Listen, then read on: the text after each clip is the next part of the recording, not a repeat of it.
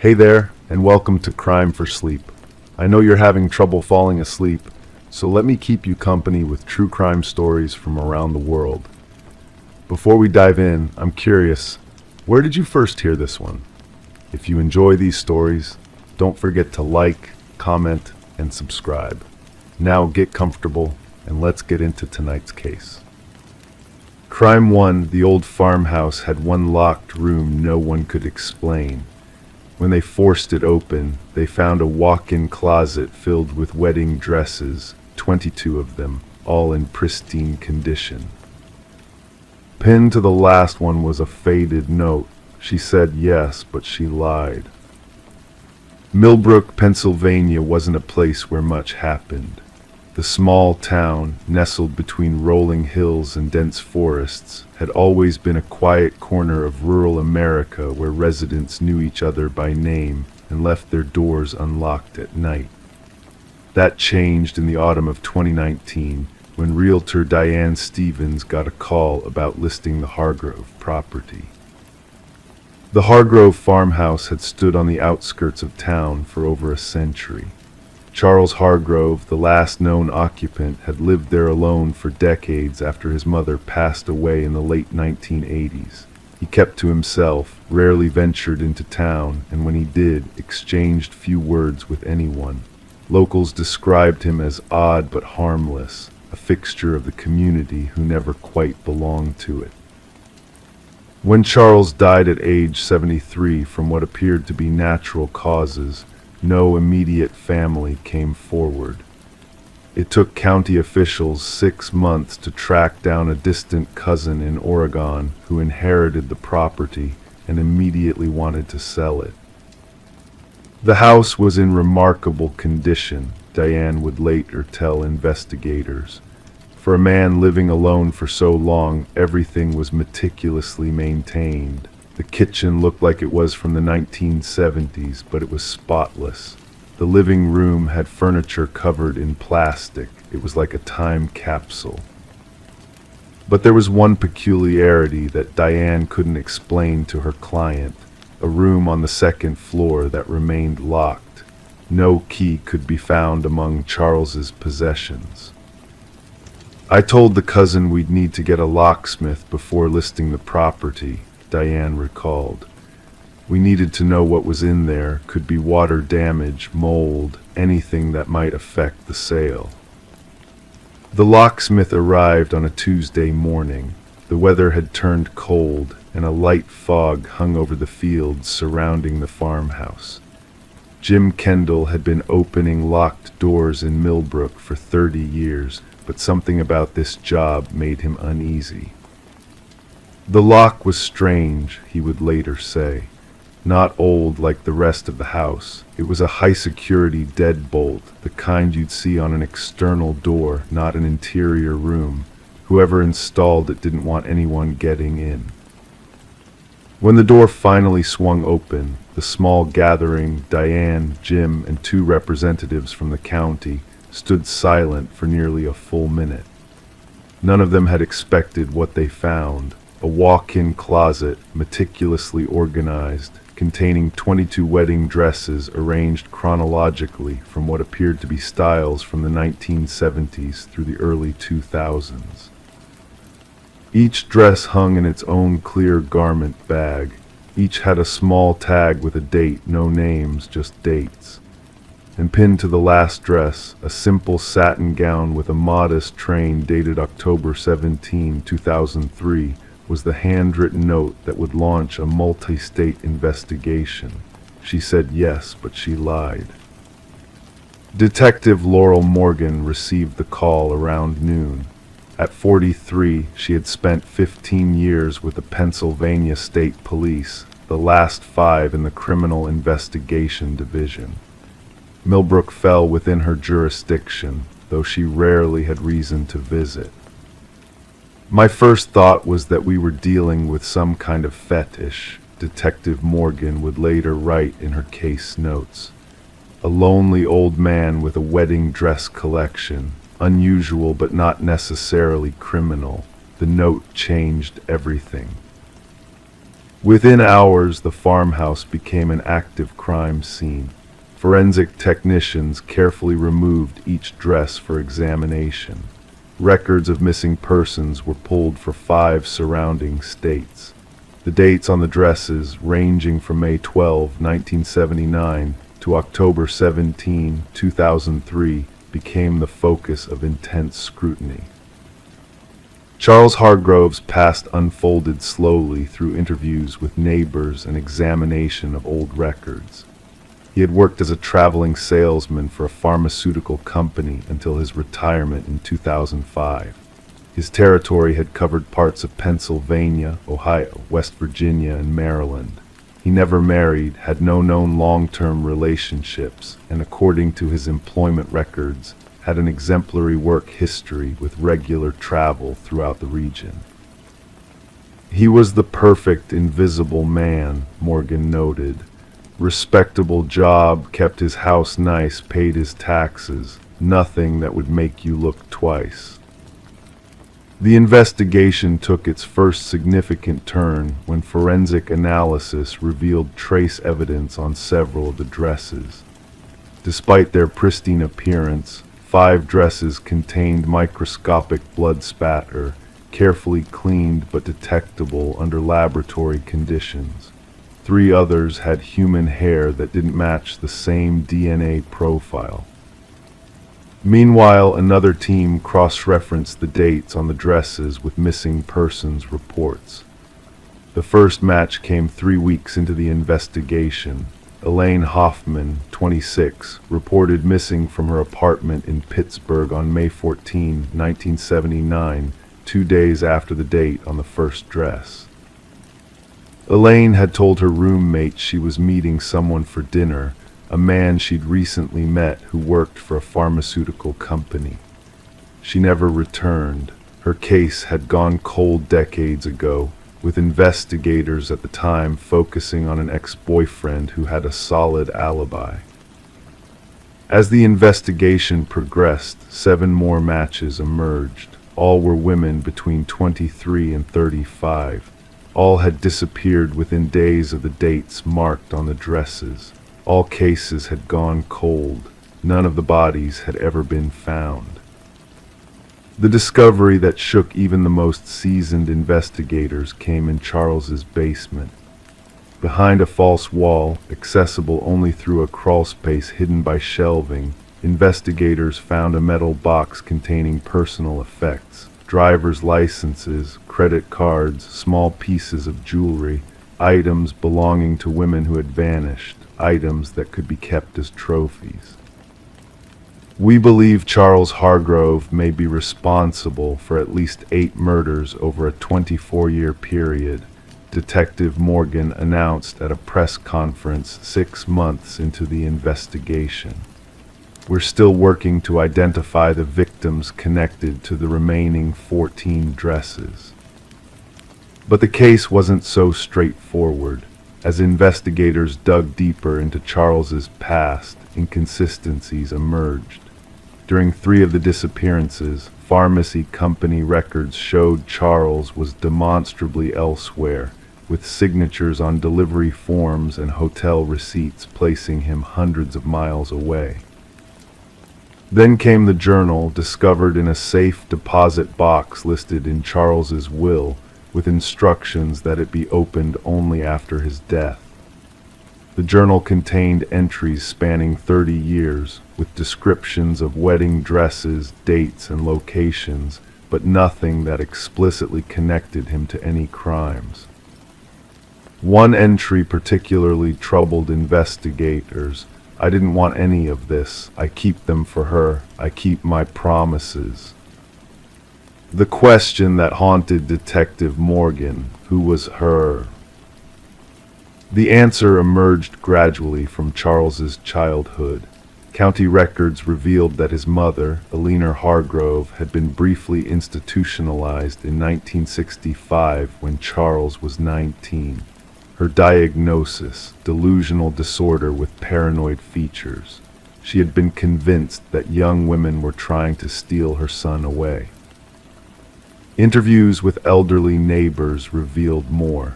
Alina had been controlling, had discouraged Charles from dating, had allegedly sabotaged his one serious relationship in his early 20s. After her 3-month hospitalization, she returned home, seemingly improved, and Charles remained devoted to her until her death. "We now believe that Alina may have been involved," Morgan explained in her final case report. "The timeline suggests the killings began after her supposed recovery. Charles's travel schedule provided both opportunity and alibi. The pharmaceutical company unwittingly gave them access to multiple jurisdictions. The theory that emerged depicted a disturbing partnership, Alina identifying young women who showed interest in her son, Charles using his charm and position to lure them, possibly with promises of marriage. What happened after remained speculative, as no bodies had been recovered. 3 years after the discovery in the farmhouse, the investigation technically remains open. 14 of the 22 dresses have never been connected to specific victims. Ground-penetrating radar detected anomalies on the farmhouse property, but excavations revealed only animal remains. Charles Hargrove took most of his secrets to the grave. The farmhouse stands empty, impossible to sell now, slowly decaying. Locals avoid it, claiming they can sometimes see movement in the upstairs windows at night. In Millbrook, doors are now locked after dark. Parents keep closer watch on their children, and Detective Morgan keeps a photograph of the closet with its 22 wedding dresses on her desk, a reminder of the cases still unsolved, the families still waiting for answers. The dresses themselves remain in evidence storage, pristine and ghostly under the fluorescent lights, each representing a broken promise, each holding secrets that may never be fully revealed. As for the note, she said yes, but she lied. Some investigators believe it was Alina's voice speaking through Charles, a final accusation against women who had betrayed them by showing interest in the lonely man from the farmhouse on the edge of town. Others think it might have been Charles's own words, a confession of sorts about the terrible pact with his mother that defined and destroyed so many lives. The truth, like the missing women, remains elusive. In Millbrook, Pennsylvania, the seasons change, new families move in, and life continues, but no one who knows the story of the Hargrove farmhouse ever looks at a wedding dress the same way again.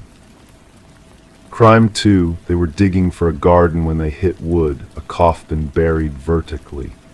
Inside, a mannequin with human hair and a camera embedded in the chest. The memory card was labeled with her street address. It was an unseasonably warm April afternoon in Millfield, Connecticut, when Sarah Newell decided to finally start the vegetable garden she'd been planning since purchasing her colonial-style home last fall.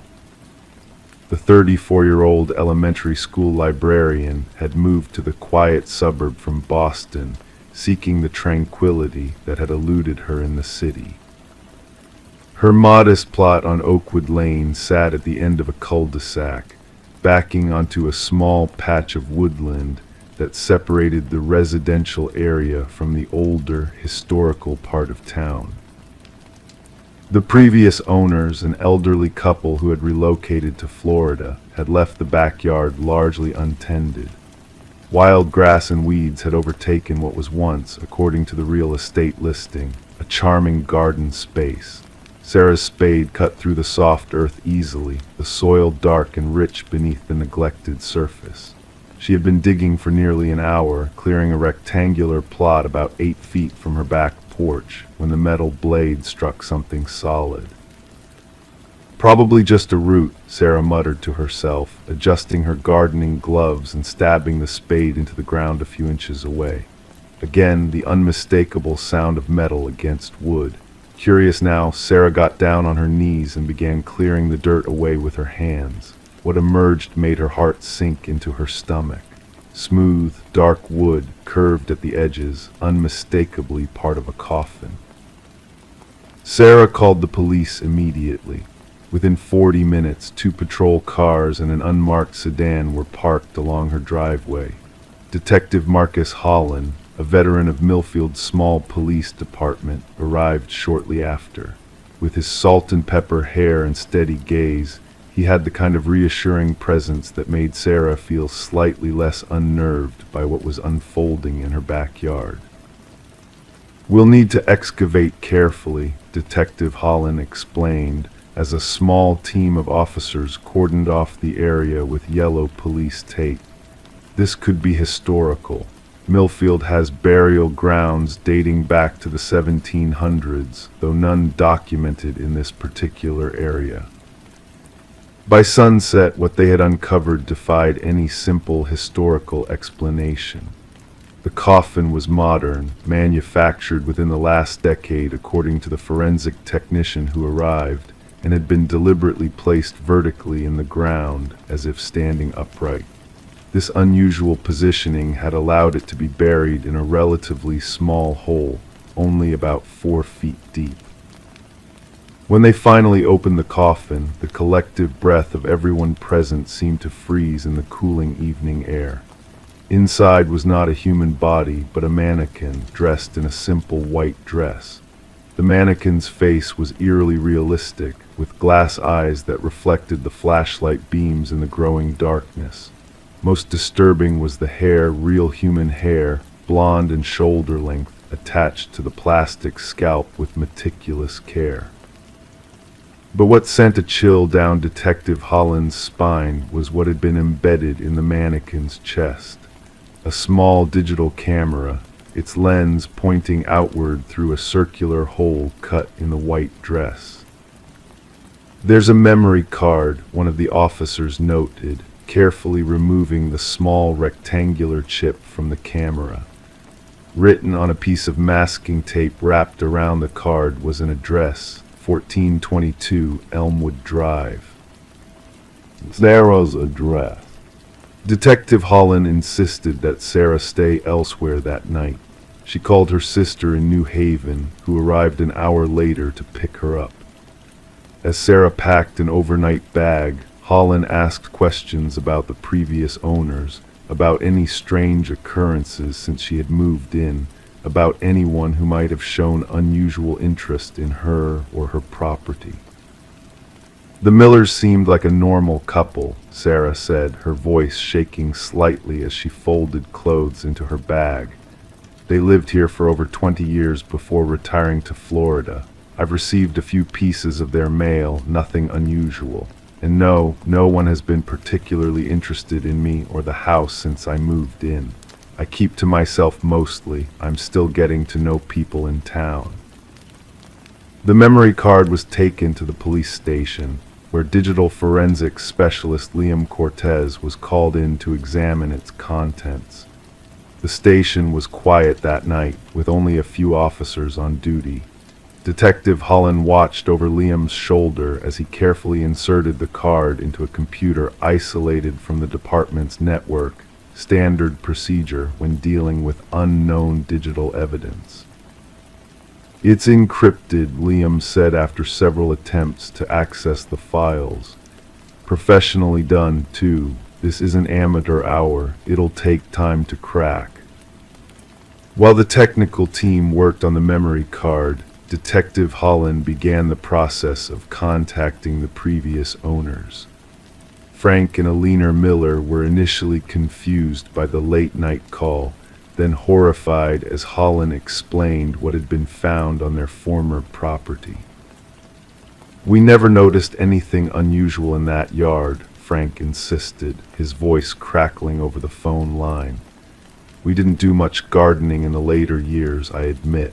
My back wasn't what it used to be, but we mowed that lawn every week during the growing season for 2 decades. There was never any sign of disturbed earth."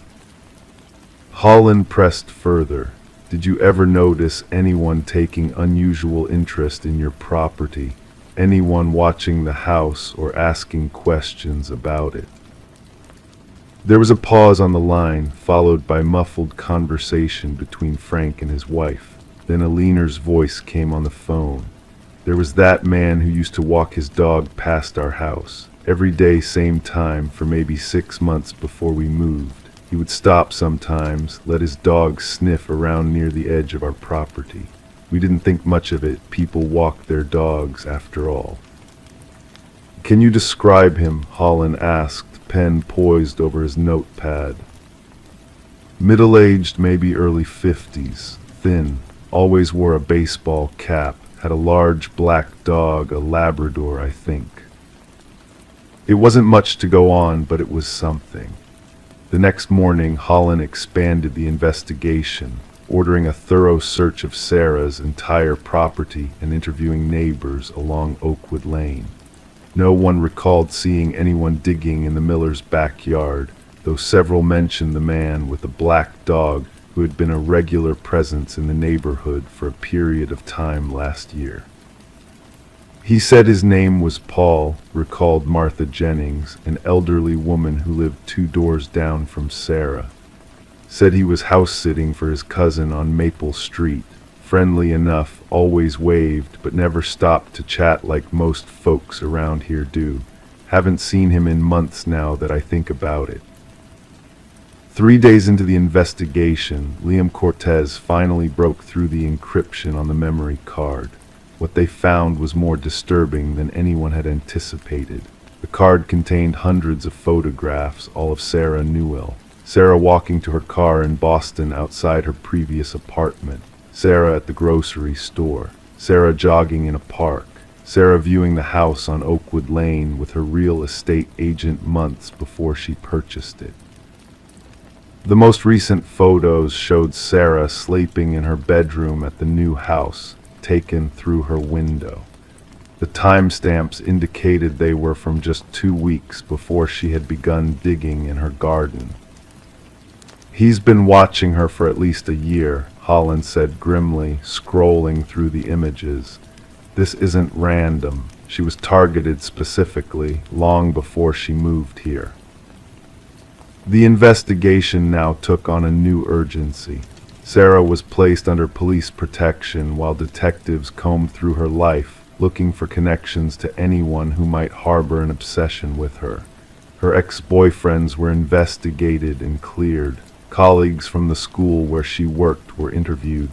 Students' parents were discreetly questioned. It was a former coworker from Sarah's previous job at the Boston Public Library who provided the first real lead. There was this one patron who always seemed to be there when Sarah was working, explained Diane Martinez, the head librarian. He would request help finding obscure books, always from Sarah specifically. It got to the point where I noticed and asked her about it. She said he was harmless, just socially awkward. When shown a composite sketch based on the descriptions of the man with the dog, Diane's eyes widened. That could be him. He always wore a cap indoors, which I thought was odd for a library. I remember because I had to remind him once about our no-hats policy. The man was identified as Paul Denton, a 53-year-old former photography teacher who had been dismissed from a community college in Rhode Island 3 years earlier after female students complained about his inappropriate attention. He had no criminal record, but his dismissal had been handled quietly by the college, with no formal charges filed. Detective Holland obtained a warrant to search Denton's last known address, an apartment in a neighboring town about 20 miles from Millfield. The apartment was empty. Denton had moved out 2 months earlier, according to the landlord. But in the basement storage unit assigned to his apartment, they found something chilling. Dozens of mannequins in various states of assembly, all with the same blonde hair type that matched the one buried in Sarah's yard. He's recreating something, the department psychologist suggested during a briefing. The vertical burial is symbolic. He's not trying to hide the mannequin. He wanted it to be found eventually. The camera is his way of still watching, of being present when his creation was discovered. As the investigation expanded, two more buried mannequins were discovered in other towns, each in the yards of women living alone, each containing cameras. None of the women had realized they were being watched. Unlike Sarah, they hadn't decided to dig gardens in their backyards. 6 weeks into the investigation, Paul Denton's car was found abandoned at a trailhead in the White Mountains of New Hampshire. A hiker reported finding a wallet and baseball cap matching Denton's description about 2 miles up a remote trail, but despite an extensive search by local authorities, no further trace of him was found. Sarah Newell eventually returned to her home on Oakwood Lane after enhanced security measures were installed. The garden she had started that April afternoon remained unfinished, the disturbed earth now covered over with fresh sod. She often found herself standing at her kitchen window, staring out at the backyard, wondering what other secrets might lie beneath the innocent-looking grass. Detective Holland kept the case open, checking in with Sarah regularly. "We'll find him," he would assure her, though as months passed with no further leads, both knew his words carried less conviction.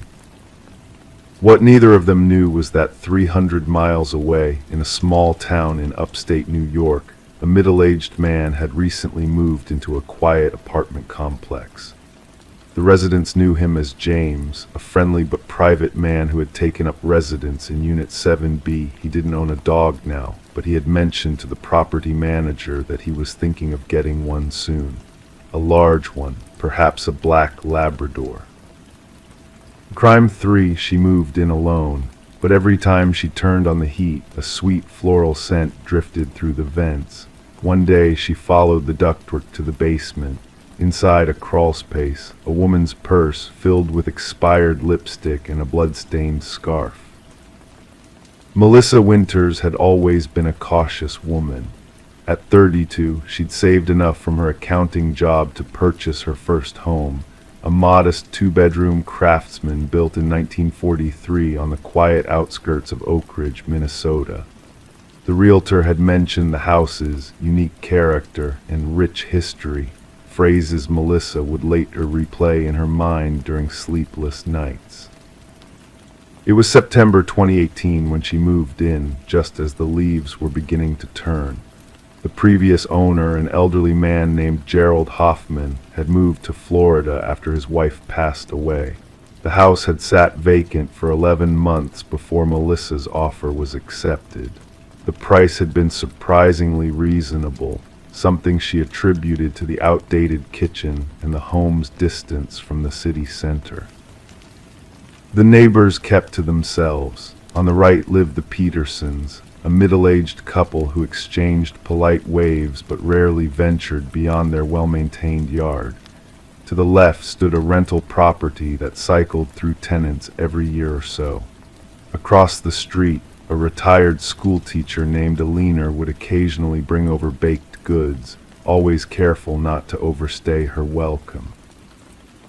"I didn't know the Hoffmans well," Alina told Melissa during one such visit 3 weeks after she moved in. "They were private people. Mrs. Hoffman, Lillian was her name. I hadn't seen her for nearly a year before Gerald said she'd moved to her sister's place. Then, not long after, he sold the house and left for Florida."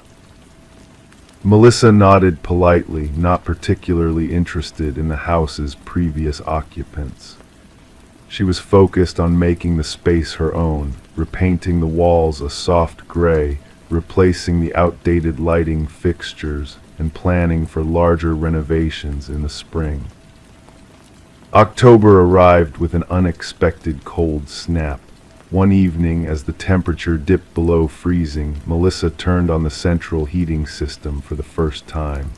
The old furnace in the basement rattled to life, sending warm air through the network of ducts that ran throughout the house.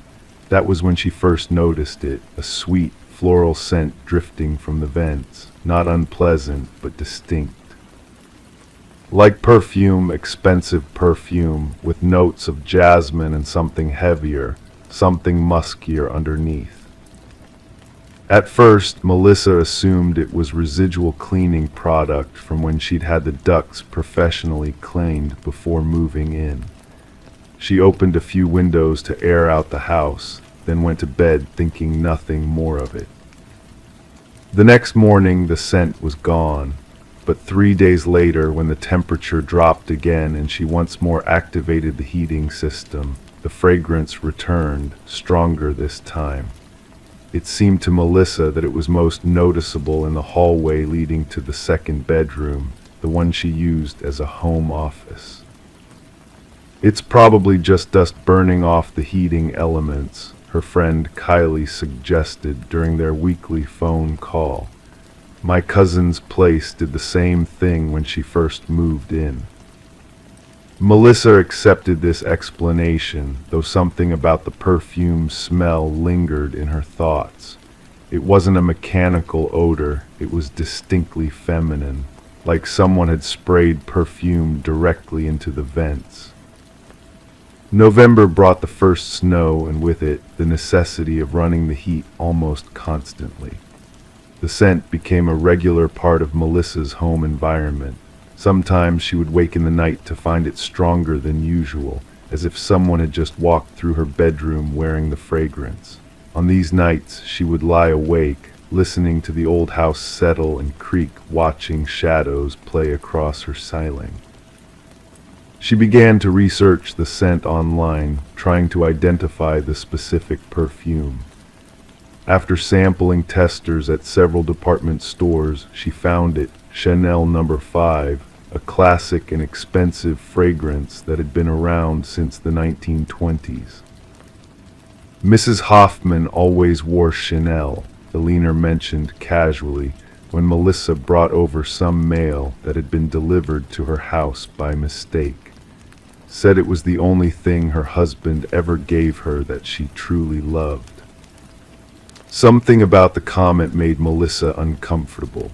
She began to ask more questions about the Hoffmans, learning that Gerald had been a quiet man who worked as an accountant just like her. Lillian had been 20 years younger than her husband, a former model who had given up her career when they married in 1999. "No one saw much of her those last few years," Eleanor said, her voice dropping slightly. "Gerald always said she was unwell, migraines, I think. Then one day he just mentioned she'd gone to stay with her sister in Chicago. Must have been, sometime in early 2017. December arrived, bringing with it holiday decorations throughout the neighborhood and increasingly disturbing dreams for Melissa. In these dreams, she would follow the scent of perfume through unfamiliar hallways that somehow existed within her house, calling out for someone whose name she couldn't quite remember upon waking. It was the week before Christmas when the heat stopped working properly. The vents in the living room and kitchen still functioned, but her bedroom and office remained cold. Reluctant to pay for emergency holiday repair rates, Melissa decided to investigate herself. She descended into the basement with a flashlight, following the main trunk line of the ductwork to see if she could locate any obvious issues. The basement was unfinished, with concrete floors and exposed beams overhead. The ductwork ran along the ceiling in a complex network, disappearing into walls and floors. As she traced the path toward her office, Melissa noticed a section of the basement wall that looked different from the rest, newer concrete, not quite matching in color or texture. Behind this wall was a crawl space, not indicated on any of the house plans she'd received during the purchase. Using a hammer from her toolbox, Melissa carefully chipped away at a corner of the newer concrete until she created an opening large enough to shine her flashlight through. The beam illuminated a small space, perhaps 4 feet wide and 6 feet deep. At first, Melissa saw nothing unusual, just dirt, floor, and cobwebs. Then her light caught something reflective, the metal clasp of a purse. With trembling hands, she widened the hole and reached in, pulling out a dusty designer handbag. The brand was easily recognizable, Gucci, from several seasons ago. Inside, she found a wallet containing ID cards for Lillian Hoffman, several tubes of expensive but expired lipstick, a compact mirror, keys to Mercedes that Melissa had never seen in the neighborhood, and a silk scarf, once white, now stained with what appeared to be dried blood. The perfume scent was overwhelming now, emanating from the purse itself, as if the bag had been doused in the fragrance. Melissa dropped it, backing away, her mind racing. That night she called the police. The investigation that followed revealed more than just Lillian's purse. After obtaining a warrant, forensic teams dismantled the crawlspace entirely, finding human remains buried beneath the dirt floor. Dental records confirmed they belonged to Lillian Hoffman, who had never gone to Chicago, had never left the house at all. Gerald Hoffman was located in a retirement community in Sarasota, Florida. When confronted with the evidence, he showed no surprise, no emotion at all. His confession came easily, as if he'd been waiting years to tell someone. She was leaving me, he told detectives in a recorded interview. After 20 years, she was going to leave me for her personal trainer. She'd already packed her bag. That purse, she treasured that purse more than anything I ever gave her, except the perfume. She loved the perfume. According to Gerald, the argument had escalated quickly. Lillian had sprayed herself with Chanel No. 5, preparing to meet her lover, when Gerald struck her with a heavy crystal ashtray. He buried her body in the basement crawlspace, sealed it with fresh concrete, and told everyone she had gone to stay with a non-existent sister. I couldn't bear to throw away her things, he admitted. That purse, she loved that purse. Gerald Hoffman was charged with second-degree murder and is currently serving a 25-year sentence in the Minnesota State Correctional Facility. Melissa Winters never spent another night in the house. She sold it at a loss 6 months later, disclosing its history to the new owners, a young couple who claimed they didn't believe in ghosts or bad energy. They renovated extensively, removing all the old ductwork and installing a modern heating system. But neighbors say that sometimes, on particularly cold evenings when the heat runs continuously, a sweet floral scent still drifts through the neighborhood, notes of jasmine with something muskier underneath, as if Lillian Hoffman is still there, preparing to leave over and over again. Alina, the retired schoolteacher who still lives across the street, keeps her windows closed during winter now, no matter how stuffy her house becomes. Some scents, she told a local reporter during the investigation, carry memories that are best left buried. Poor Lillian, she just wanted to leave. Crime 4, she opened her closet and froze. A pair of muddy boots had been placed neatly beside hers. They were her size. In the right shoe, she found a folded piece of paper. It said, "I like how you walk." Natalie Weber had always been methodical about her routines. Friends described her as comfortably predictable, the kind of 32-year-old woman who arranged her closet by color and season, who kept her coffee mugs facing the same direction in the cupboard. She lived alone in a modest apartment in Oak Ridge, Minnesota, a town just small enough that neighbors still noticed unfamiliar cars parked overnight. Her sister Carolyn often teased her about her precision. "Even your footsteps have a rhythm," she'd say during their Sunday phone calls. Natalie had indeed developed a distinctive gait, quick, purposeful steps that echoed through the hallways of Oak Ridge Elementary, where she taught 3rd grade. Her students could hear her coming before she rounded the corner. For 8 years, Natalie's life had followed a reassuring pattern. Weekday mornings at school, evenings at home with a book or preparing lesson plans, weekends divided between errands and occasional dinners with the few close friends she maintained since college. She rarely deviated from these patterns. Regularity made her feel safe. September in Minnesota brought the first hints of autumn. Natalie had just switched her closet from summer clothes to fall when she first noticed something amiss. It was subtle, a scarf that seemed slightly moved, a sweater folded differently than she remembered. She dismissed these observations as fatigue from long school days. On the evening of September 12, 2023, Natalie returned from a parent-teacher conference that had run late. The school parking lot had been nearly empty when she left, just her Honda Civic and the janitor's truck remaining under the dim security lights. She remembered checking her mirrors several times on the drive home, a nagging feeling of being watched making the back of her neck prickle. She followed her usual routine, hanging her jacket in the entryway closet, setting her purse on the kitchen counter, brewing chamomile tea. Nothing seemed out of place until she went to her bedroom to change into comfortable clothes. The closet door was slightly ajar. She was certain she had closed it that morning. The slight draft from her window often caused it to creak if left open. Pulling the door wider, Natalie's breath caught in her throat. There, among her neatly arranged footwear, sat a pair of women's hiking boots she didn't recognize. They were caked with reddish mud, placed with careful precision beside her own shoes. They appeared to be exactly her size.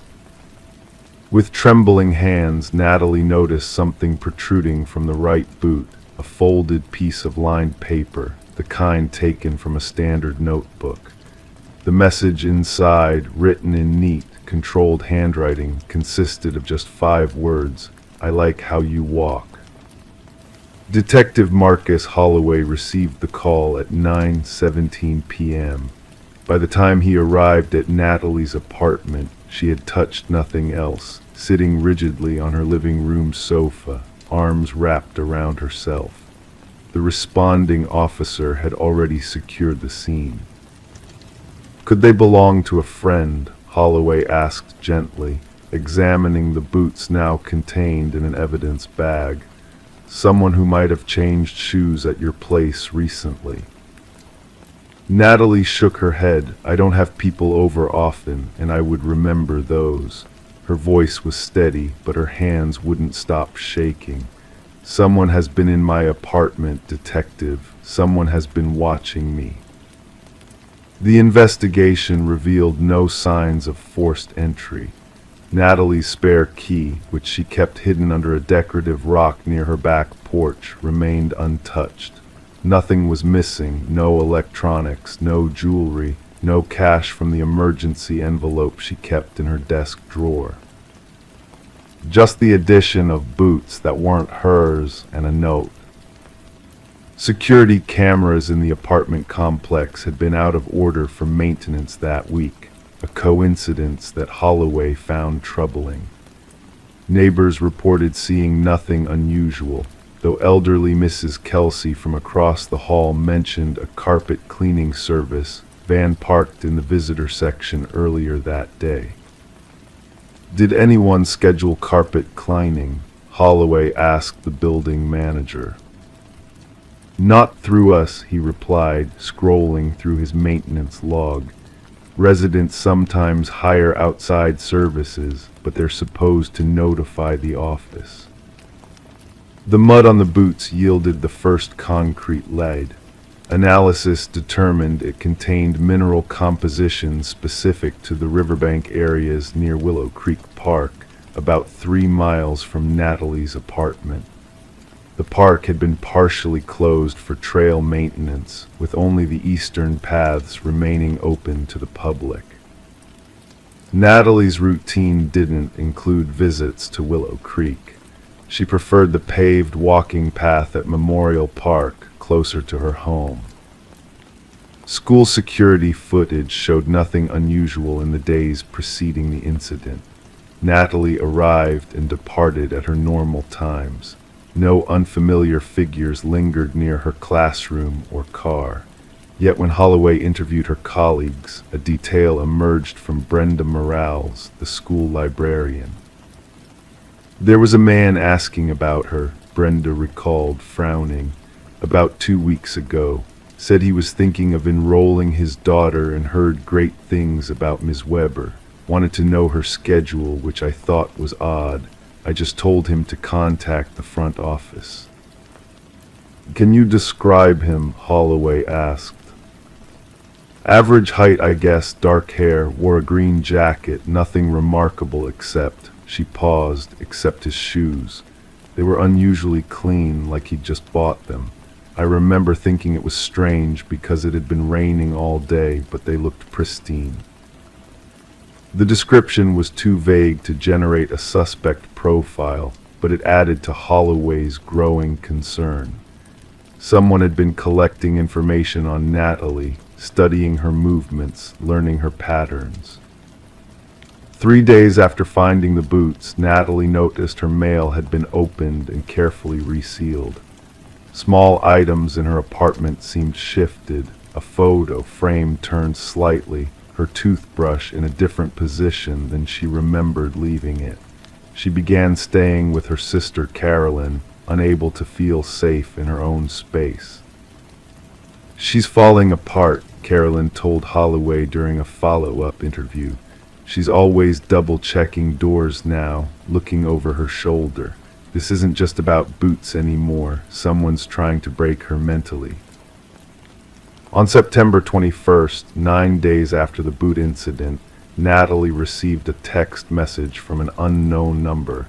New shoes soon. The blue ones would look nice with your Wednesday outfit.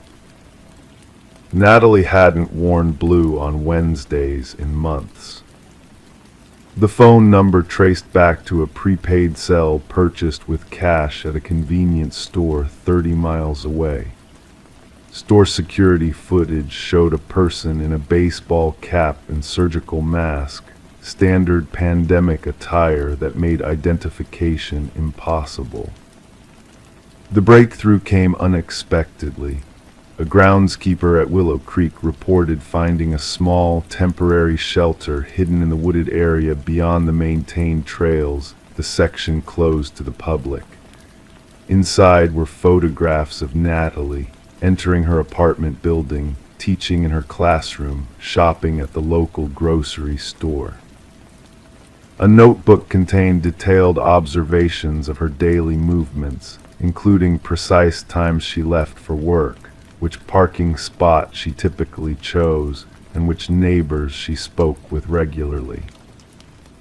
Most disturbing was a collection of small items: a hair elastic presumably taken from her bathroom, a coffee receipt from her wallet, and a single earring she had reported missing weeks earlier.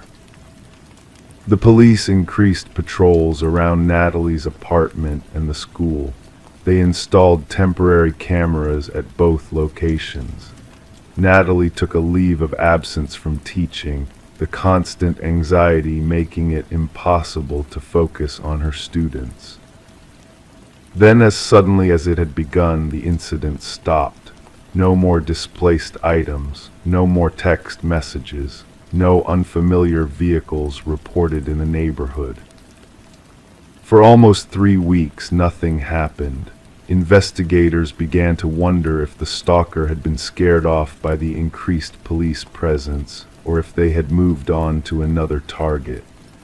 Natalie cautiously returned to her apartment, though she no longer felt safe living alone. On October 12th, exactly 1 month after the boots appeared in her closet, Natalie received a small package delivered to her school mailbox. Inside was a handcrafted greeting card with pressed wildflowers from Willow Creek Park glued to the front. The message inside read, "I've learned enough. Thank you for teaching me how to follow." That same evening in Hampton, a town 40 miles south of Oak Ridge, kindergarten teacher Ellie Parsons opened her closet to find a pair of muddy boots placed neatly beside her shoes. They were exactly her size. In the right boot was a folded piece of paper. "I like how you walk." When Detective Holloway connected the cases, he discovered another unsettling pattern. 3 similar incidents had occurred across the state over the past 2 years, each targeting female teachers who lived alone. In each case, the intrusions and messages continued for exactly 1 month before stopping completely. And in each case, a new victim was targeted shortly afterward, always in a different town, but close enough for someone to drive there within an hour. The investigation remains open. The stalker's identity is still unknown. Natalie Weber no longer lives in Oak Ridge. She no longer teaches. She no longer arranges her closet by color and season. She no longer wears shoes that make noise when she walks. Crime 5, renovators found it sealed behind drywall, a burner phone duct taped to the studs, still charged. It had one photo in the gallery, a sleeping woman with her exact tattoo. Emma Caldwell had always considered herself cautious. Friends described her as the responsible one, the designated driver, the one who'd text when she got home safe, who carried pepper spray and knew which streets to avoid after dark. At 32, she lived alone in a modest 2-bedroom house in Ridgemont, Ohio, a sleepy suburb 20 minutes outside Columbus. She'd purchased the home 8 months earlier, her first major investment after years of saving, while working as a pediatric nurse at Ridgemont Memorial. The small blue Craftsman with white trim had been built in 1973 and needed what realtors called cosmetic updates, but Emma saw potential in its solid bones and quiet neighborhood. Her mother worried about her living alone, but Emma assured her the security system was state-of-the-art. Besides, she'd say with a laugh, nothing ever happens in Ridgemont. Every morning at 5:45, Emma would rise for her shift, make a single cup of coffee in her French press, and sit on her back porch for exactly 15 minutes before showering. Her coworkers teased her about her precision, her schedule so predictable they could set their watches by her arrival. The small butterfly tattoo on her left shoulder, 3 interconnected monarchs representing herself and her 2 sisters, was her one concession to spontaneity, acquired during a rare impulsive moment in college. In the evenings, Emma often spoke with her mother or texted her younger sister, Abigail. She dated occasionally, but nothing serious since moving to Ridgemont. Neighbors would see her jogging the same 3-mile route through Oakwood Park on weekends, headphones in, politely waving as she passed. She was just normal, her friend and colleague Sarah Keller would later tell investigators. Reliable, the kind of person who returns your Tupperware cleaned and with brownies inside.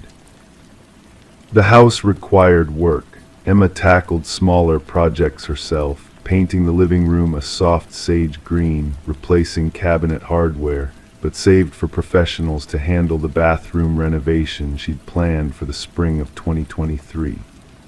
She hired Clarkson Renovations, a local contractor with solid reviews, to gut and rebuild the hall bathroom starting March 14th. 3 weeks into the renovation, on April 7th, Emma's mother Gloria called her at 9:17 p.m.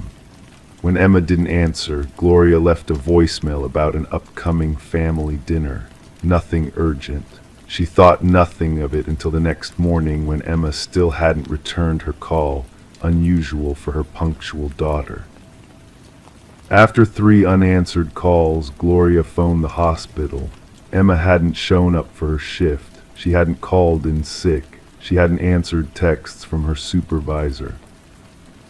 When police arrived at Emma's home at 2:43 p.m. on April 8th, they found her car in the driveway, her purse on the kitchen counter, and her cell phone charging beside her bed.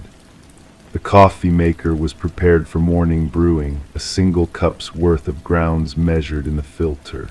The back door was unlocked. There was no sign of forced entry, no sign of struggle, and no sign of Emma. Detective Marcus Reynolds, a 14-year veteran of the Ridgemont Police Department, noted the eeriness of the scene in his initial report. Residence appears as if occupants stepped out momentarily with intention to return. Personal items intact, including wallet containing $73 cash and all credit cards. Bed made. No clothing appears to be missing. The bathroom renovation was mid-progress, the old fixtures removed, new drywall partially installed, tools left neatly arranged on a blue tarp. Neighbors reported seeing the renovation van parked outside around 4:30 p.m. the previous day, but nothing unusual. A search of the surrounding area yielded nothing. Emma's phone showed no suspicious messages, no unusual calls. Her bank accounts revealed no unusual activity. Her social media accounts, limited to occasional posts about her niece or her gardening efforts, showed nothing concerning. For 3 days, police investigated while volunteers combed nearby wooded areas. Flyers with Emma's smiling face appeared on telephone poles and in shop windows throughout Ridgemont. Local news ran segments asking for information. The hospital where Emma worked offered a $10,000 reward for information leading to her whereabouts. On day 4, Jason Clarkson, owner of Clarkson Renovations, resumed work on Emma's bathroom. "We didn't want to," he later explained, "but police said we could continue. They'd already processed the scene.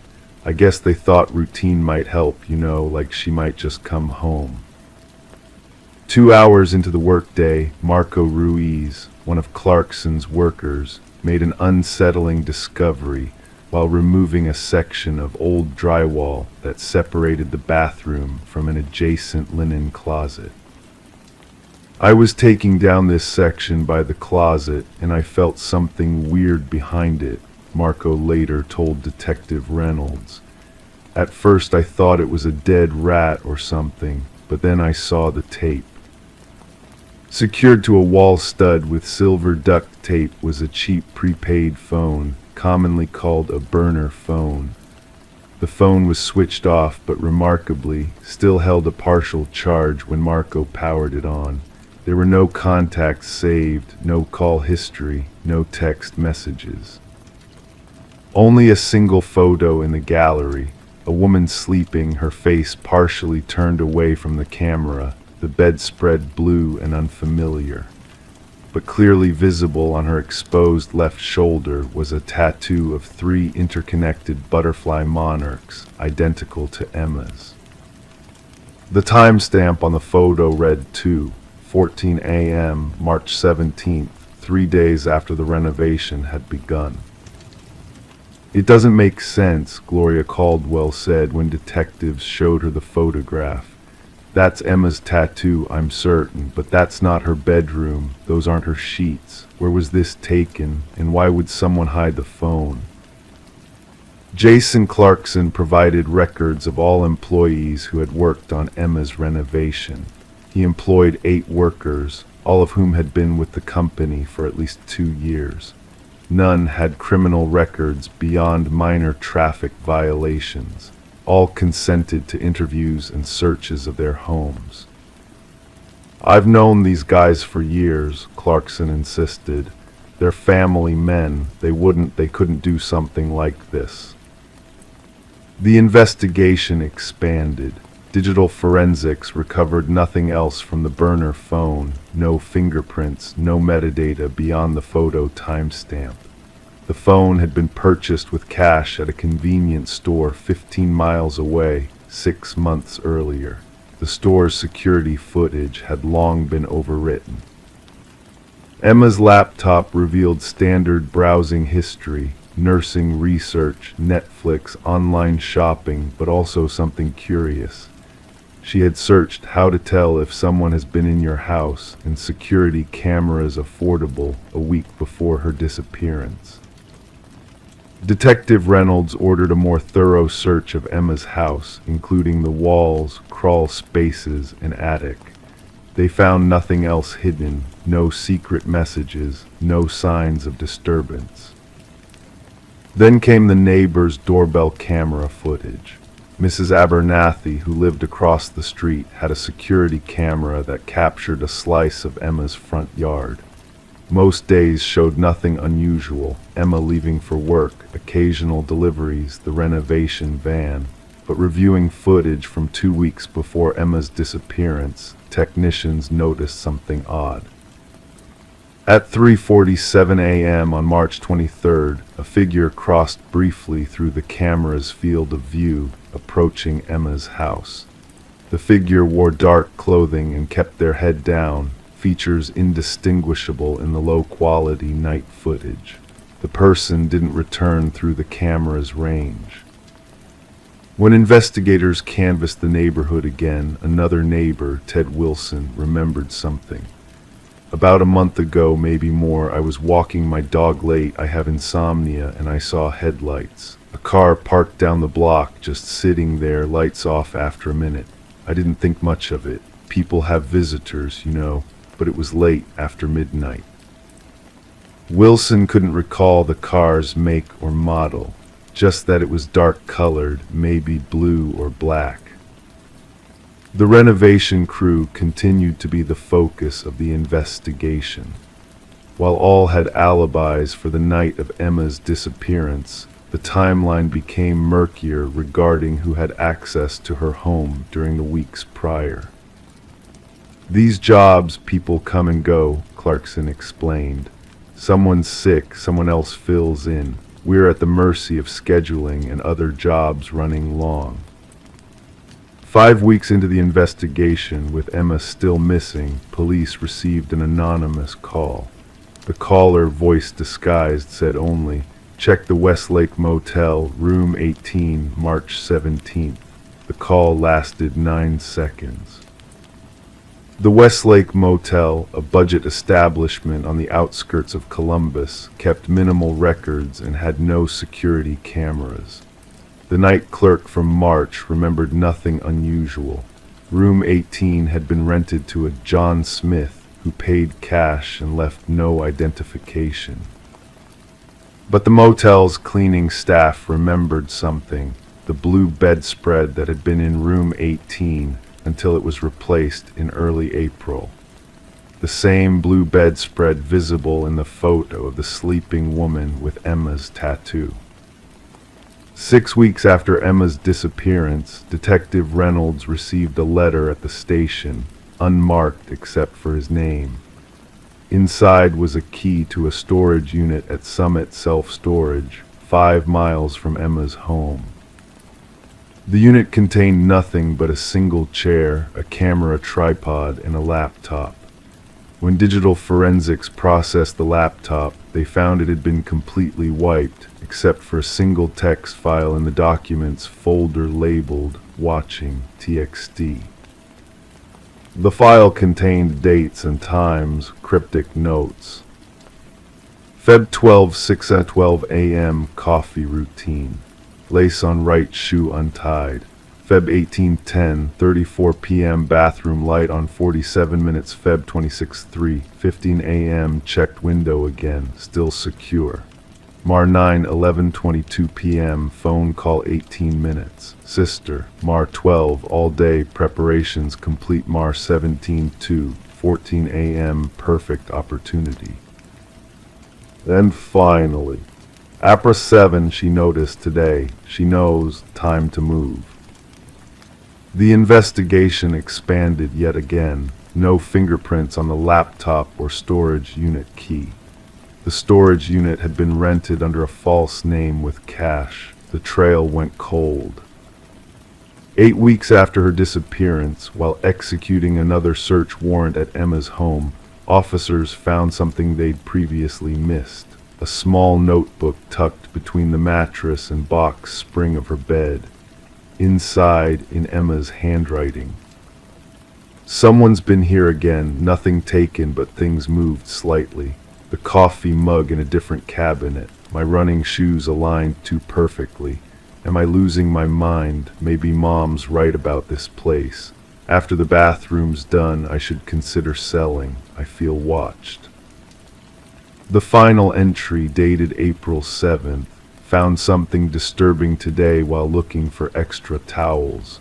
Going to call Marcus tonight after I think it through. This isn't paranoia anymore.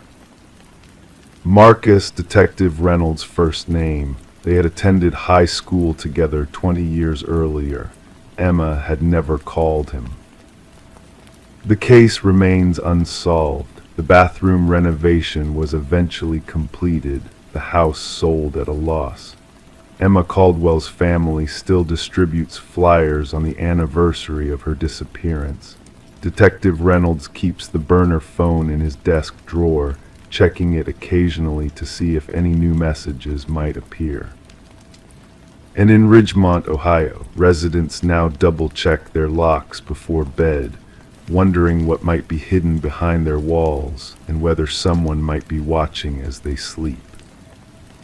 Columbus Dispatch, October 14, 2023. Police confirm human remains found in a wooded area 40 miles outside Ridgemont are not those of missing nurse Emma Caldwell. The Caldwell investigation remains active. Anyone with information is urged to contact the Ridgemont Police Department tip line. Crime 6. She thought it was the pipes until the crying turned into whispering. She called a plumber. He unscrewed the drain cover and pulled out a small, rusted charm bracelet tangled in hair. One of the charms had her initials. Rachel Winters had always been the quiet type. As a child, she preferred the company of books to people, something that never really changed as she grew older. In the small town of Oak Ridge, Connecticut, where she'd lived her entire life, she was known as the soft-spoken librarian who kept to herself. At 34, she had settled into a comfortable, if somewhat solitary routine: work at the local library, evening walks by the river, and weekends spent restoring the aging Victorian house she had inherited from her grandmother. The house on Willow Street had stood for nearly a century. Its weathered exterior belied the meticulous care Rachel had put into maintaining its interior. She'd preserved the original hardwood floors, the ornate crown moldings, and the clawfoot bathtub, the latter being her favorite feature. Each evening, she would ease into a warm bath, letting the day's stress dissolve into the lavender-scented water. It was on a Tuesday in October 2019 when she first heard it. The sound was so faint she almost believed she had imagined it, a soft, muffled crying coming from somewhere deep within the walls. Rachel sat up in the bathtub, water cascading down her arms as she strained to listen. For several minutes there was nothing but silence. Then it came again, a distant sobbing that seemed to emanate from the drain. "Just the pipes," Rachel whispered to herself, trying to dismiss the chill that had nothing to do with the cooling bath water. Old houses make strange noises. But the crying continued night after night. Sometimes it would stop for days, lulling Rachel into believing it had been her imagination all along. Then it would return, slightly louder, slightly clearer. After 2 weeks, Rachel could no longer deny the sound, nor could she ignore that it had changed. What had started as wordless sobbing had evolved into faint, indistinct whispering. On October 30th, Rachel finally called a plumber. Martin Greaves had been servicing the homes in Oak Ridge for over 20 years. His weathered face and calloused hands spoke of decades of wrestling with stubborn pipes and ancient fixtures. "Been having trouble with this old gal, huh?" Martin asked, patting the bathtub's curved edge with a strange reverence. "It's probably nothing," Rachel said, suddenly embarrassed. "Just noises." Martin nodded, unperturbed by her vague explanation. "These old houses, they've got stories to tell. Sometimes they tell 'em through the pipes. Rachel watched as Martin knelt beside the tub, his toolbox open beside him. He worked methodically, unscrewing the drain cover with practiced ease. As the metal grate came free, Martin peered into the darkness, his brow furrowing. "Well, there's your problem," he said, reaching into the drain with a pair of needle-nose pliers. "Something's caught down here." Rachel leaned forward, curiosity overcoming her apprehension. Martin's hand emerged from the drain, the pliers gripping something that glinted dully in the bathroom light. It was a small charm bracelet, tarnished and rusted, tangled in a mass of dark hair. "That's strange," Martin murmured, placing the bracelet on the edge of the tub. Both of them stared at the delicate chain and its 5 charms, a heart, a book, a key, a bird, and a small oval tag. Rachel reached out with trembling fingers, turning the tag to reveal a set of initials, RW. "Rachel Winters," she whispered, her voice barely audible. "Those are my initials." Martin's expression shifted, concern replacing professional detachment. "You ever lose a bracelet like this down the drain?" Rachel shook her head. "I've never owned anything like this." After Martin left, promising to return if the noises continued, Rachel sat at her kitchen table, the bracelet laid out before her. The hair had been carefully separated from the metal links and placed in a plastic bag. Something about the discovery felt wrong, as if a boundary had been crossed between the rational world and something else entirely. That night, Detective Elias Morgan received a call from the Oak Ridge Police Department. A routine background check on Rachel Winters had revealed something unusual. She wasn't the first Rachel Winters to live in a house on Willow Street. 30 years earlier, in 1989, a 7-year-old girl with the same name had disappeared from that very home. The case had gone cold decades ago. The girl's parents, now deceased, had moved away shortly after her disappearance, unable to bear the constant reminder of their loss. The house had passed through several owners before coming into the possession of Rachel's grandmother, who had named her granddaughter after that poor little girl as a way of keeping her memory alive.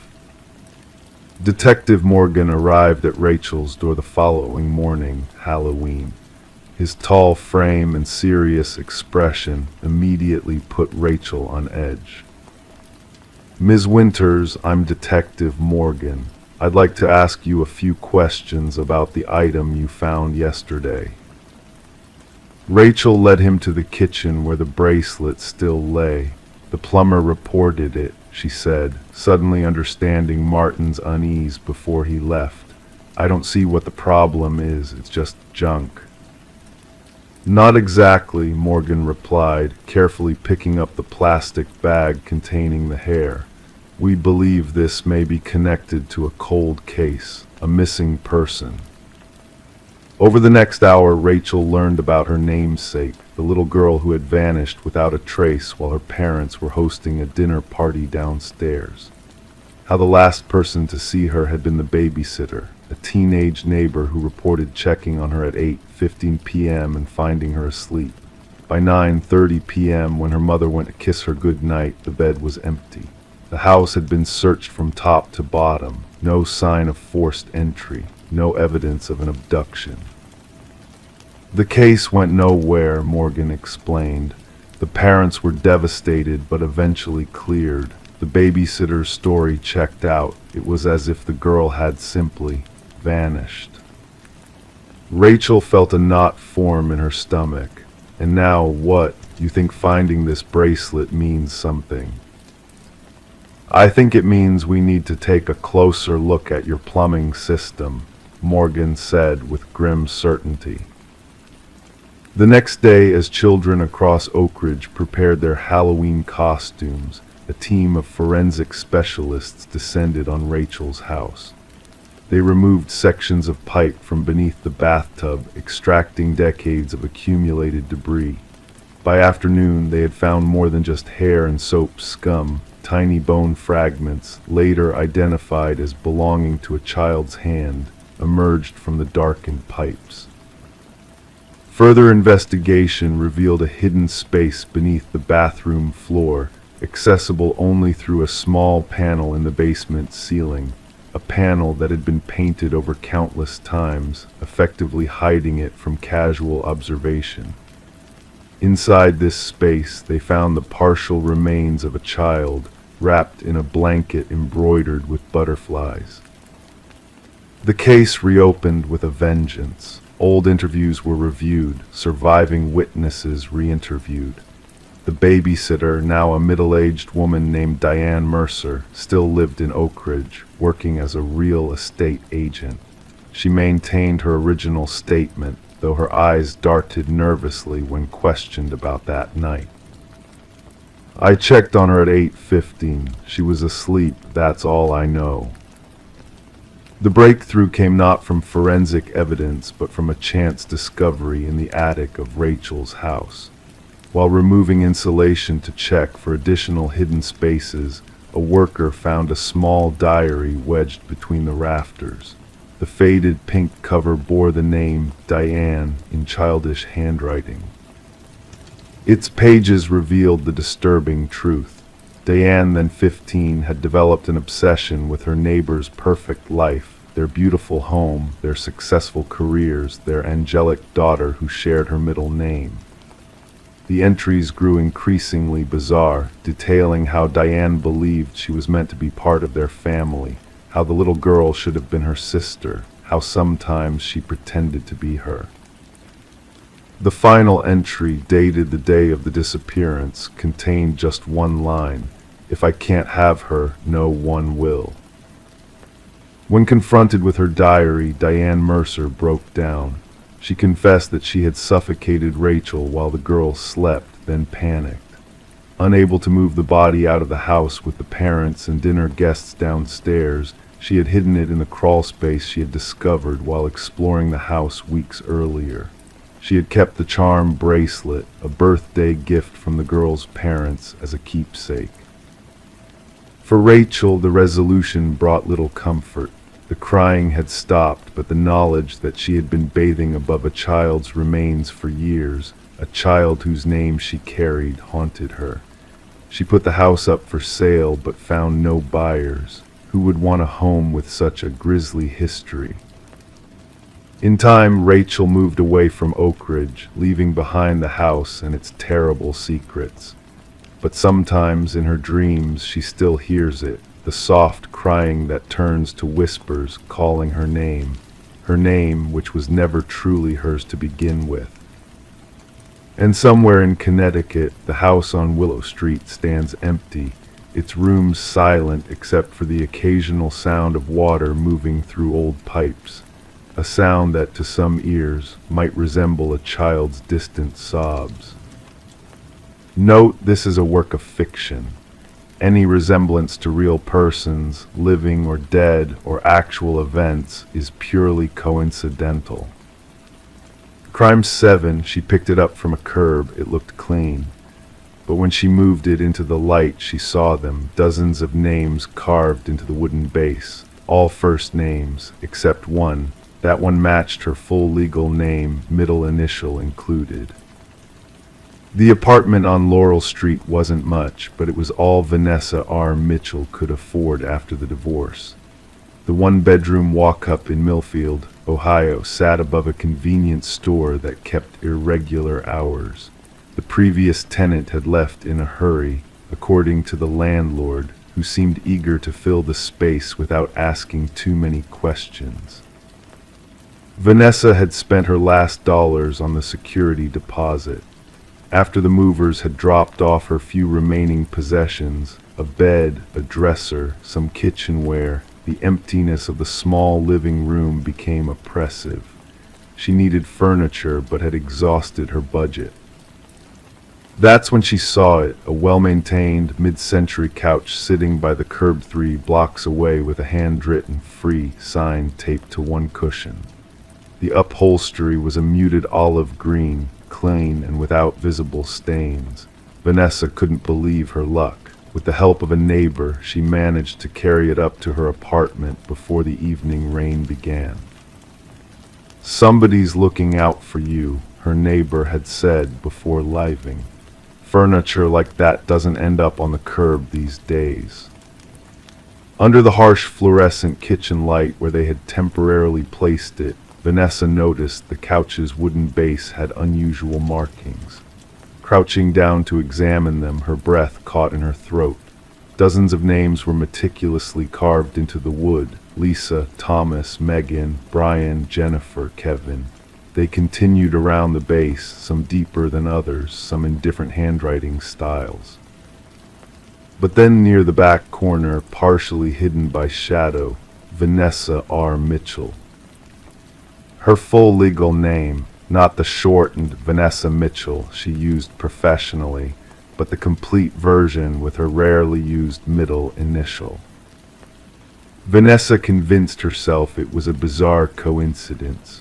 Perhaps there was another Vanessa R. Mitchell somewhere in town. It wasn't impossible. Still, as she pushed the couch against the wall in her living room, a cold uneasiness settled over her. That night she slept fitfully, waking several times thinking she heard movement in the living room. Each time she found nothing but shadows and the unmoving silhouette of the couch. Detective Samuel Reeves had seen his share of unusual cases in his 18 years with the Millfield Police Department, but nothing quite like the calls that began coming in around 3 years ago. The pattern was always the same. A single person, usually someone who had recently moved to town or experienced a significant life change, would report finding their name carved into a piece of furniture they had acquired secondhand. Then, approximately 3 months later, they would go missing, leaving behind mysteriously immaculate apartments as if they had simply dissolved into thin air. 7 people had disappeared so far. No bodies, no evidence of foul play, and no connection between the victims other than the furniture and the carvings. Each piece was different: a bookshelf, a coffee table, a nightstand, a dresser, and now, apparently, a couch. "The couch has resurfaced," Detective Reeves told his partner, Detective Maria Alvarez, sliding a photograph across the desk. "A woman named Karen from the Sunset apartment complex on Franklin called it in this morning. Said she saw her neighbors carrying it upstairs yesterday." "Did you get an address?" Alvarez asked, studying the photo of the olive green couch. "Laurel Street above the mini-mart. Landlord gave me a name, Vanessa Mitchell." Alvarez typed the name into their database.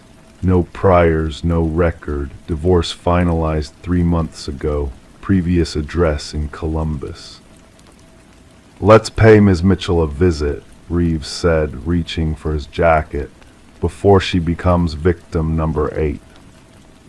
When the detectives knocked on her door 5 days after finding the couch, Vanessa had just finished calling in sick to work. The sleepless nights had taken their toll. She kept dreaming of the names, voices whispering them in sequence, ending with her own. Each morning she found herself on the couch, with no memory of having moved from her bed. "Ms. Mitchell," Detective Reeves held up his badge. "I'm Detective Reeves. This is Detective Alvarez, Millfield PD. We'd like to ask you about a recent acquisition." Vanessa's gaze darted to the couch behind her, and Reeves noticed the nervous gesture. "May we come in?" Alvarez asked gently. Inside, the detectives examined the couch, while Vanessa clutched a mug of tea with trembling hands.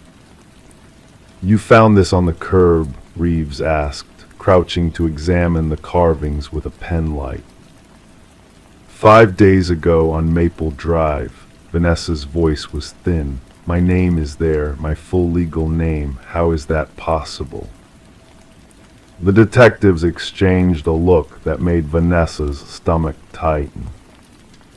Ms. Mitchell, have you noticed anything unusual since bringing this couch home? Alvarez asked, taking a seat at the kitchen table. Vanessa hesitated. I've been having nightmares, and I wake up on the couch, even though I'm certain I fell asleep in my bed. Reeves straightened up. I think you should come down to the station with us. There are some things you need to know. At the station, they showed her photographs of the 7 missing persons and the furniture pieces each had acquired before their disappearances. Vanessa recognized the pattern immediately. There was a woman before me, Reeves explained, pointing to a photo of a smiling blonde woman. Heather James found a nightstand by the dumpster behind her apartment building. Her name was carved into it. 3 months later, we found her apartment empty except for that nightstand. No signs of struggle, no evidence anyone else had been there, just gone. And you think Vanessa couldn't finish the sentence? We don't know what to think, Alvarez admitted, but we'd like your permission to remove the couch for testing. Vanessa agreed immediately. The forensics team arrived at her apartment an hour later. As they prepared to move the couch, the senior technician called Reeves over. You need to see this, he said, pointing his gloved finger at the wooden base. Where Vanessa's name had been, there was now a small check mark carved next to it, and below it a new name had appeared, Karen L. Thompson. The neighbor who reported seeing the couch, Reeves muttered, "Get this out of here now and find Thompson." Karen Thompson wasn't in her apartment. According to other residents, she had left that morning with a small suitcase, saying she was visiting family. Her car was still in the parking lot. When they processed the couch at the lab, they found no fingerprints except Vanessa's and her neighbor who had helped carry it. Under UV light, however, the wooden frame revealed traces of an unknown substance that seemed to absorb rather than reflect the light, creating tiny black voids in the illumination. The substance couldn't be identified. 3 separate labs tried and failed. Meanwhile, Vanessa stayed in a hotel under police protection. Each night she dreamed of the names. Each morning she woke drenched in sweat, certain she had been lying on that olive green couch. 2 weeks later, Detective Reeves received a call from the evidence warehouse. The couch was gone. The security cameras had malfunctioned during the night, showing only static for a 6-hour period. When the morning shift arrived, they found the storage room locked from the inside, just as they had left it, but the couch had vanished. That same morning, Vanessa Mitchell failed to answer her hotel room door for the scheduled check-in. When officers entered using the master key, they found the room immaculate. The bed was made, her few possessions were neatly arranged, and her overnight bag sat by the door. But Vanessa was gone.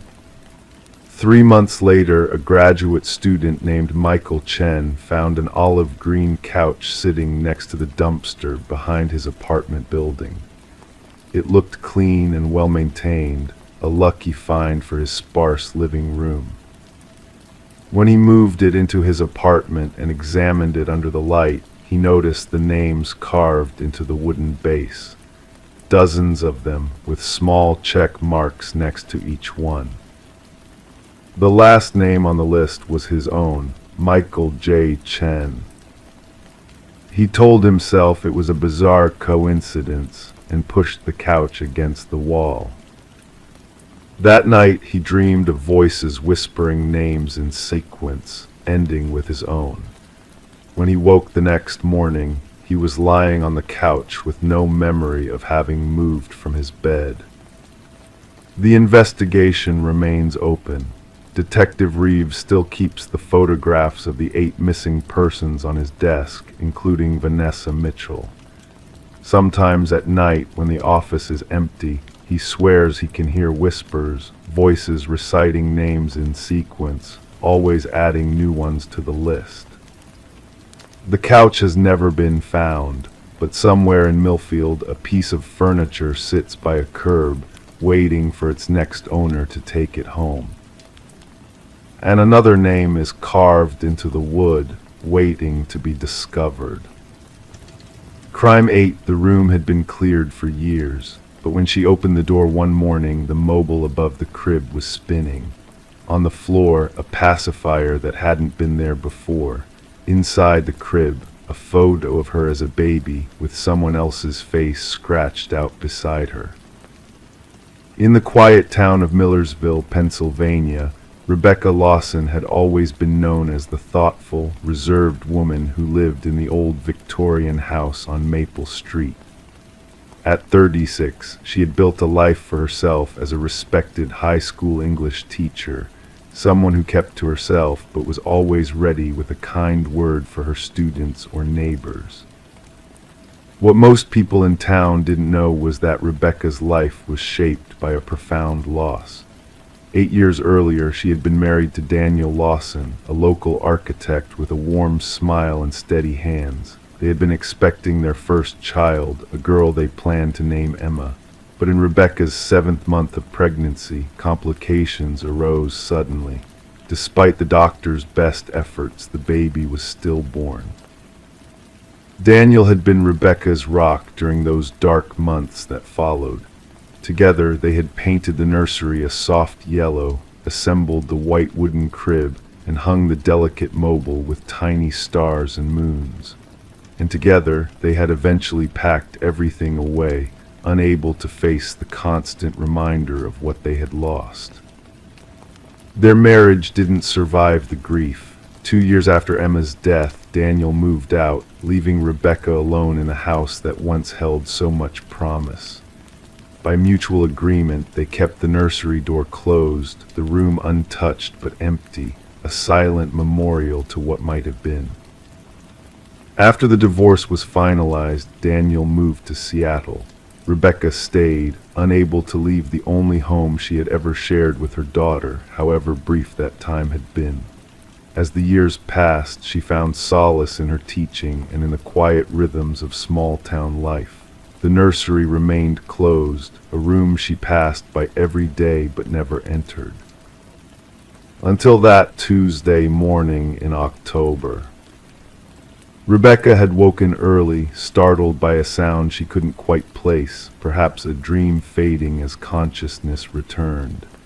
She went through her morning routine with the precision that had become her comfort: shower, coffee, toast with jam.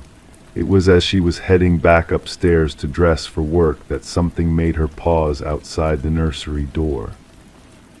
Later, she would tell Detective Marcus Holt that she couldn't explain what compelled her to open that door after 6 years of walking past it.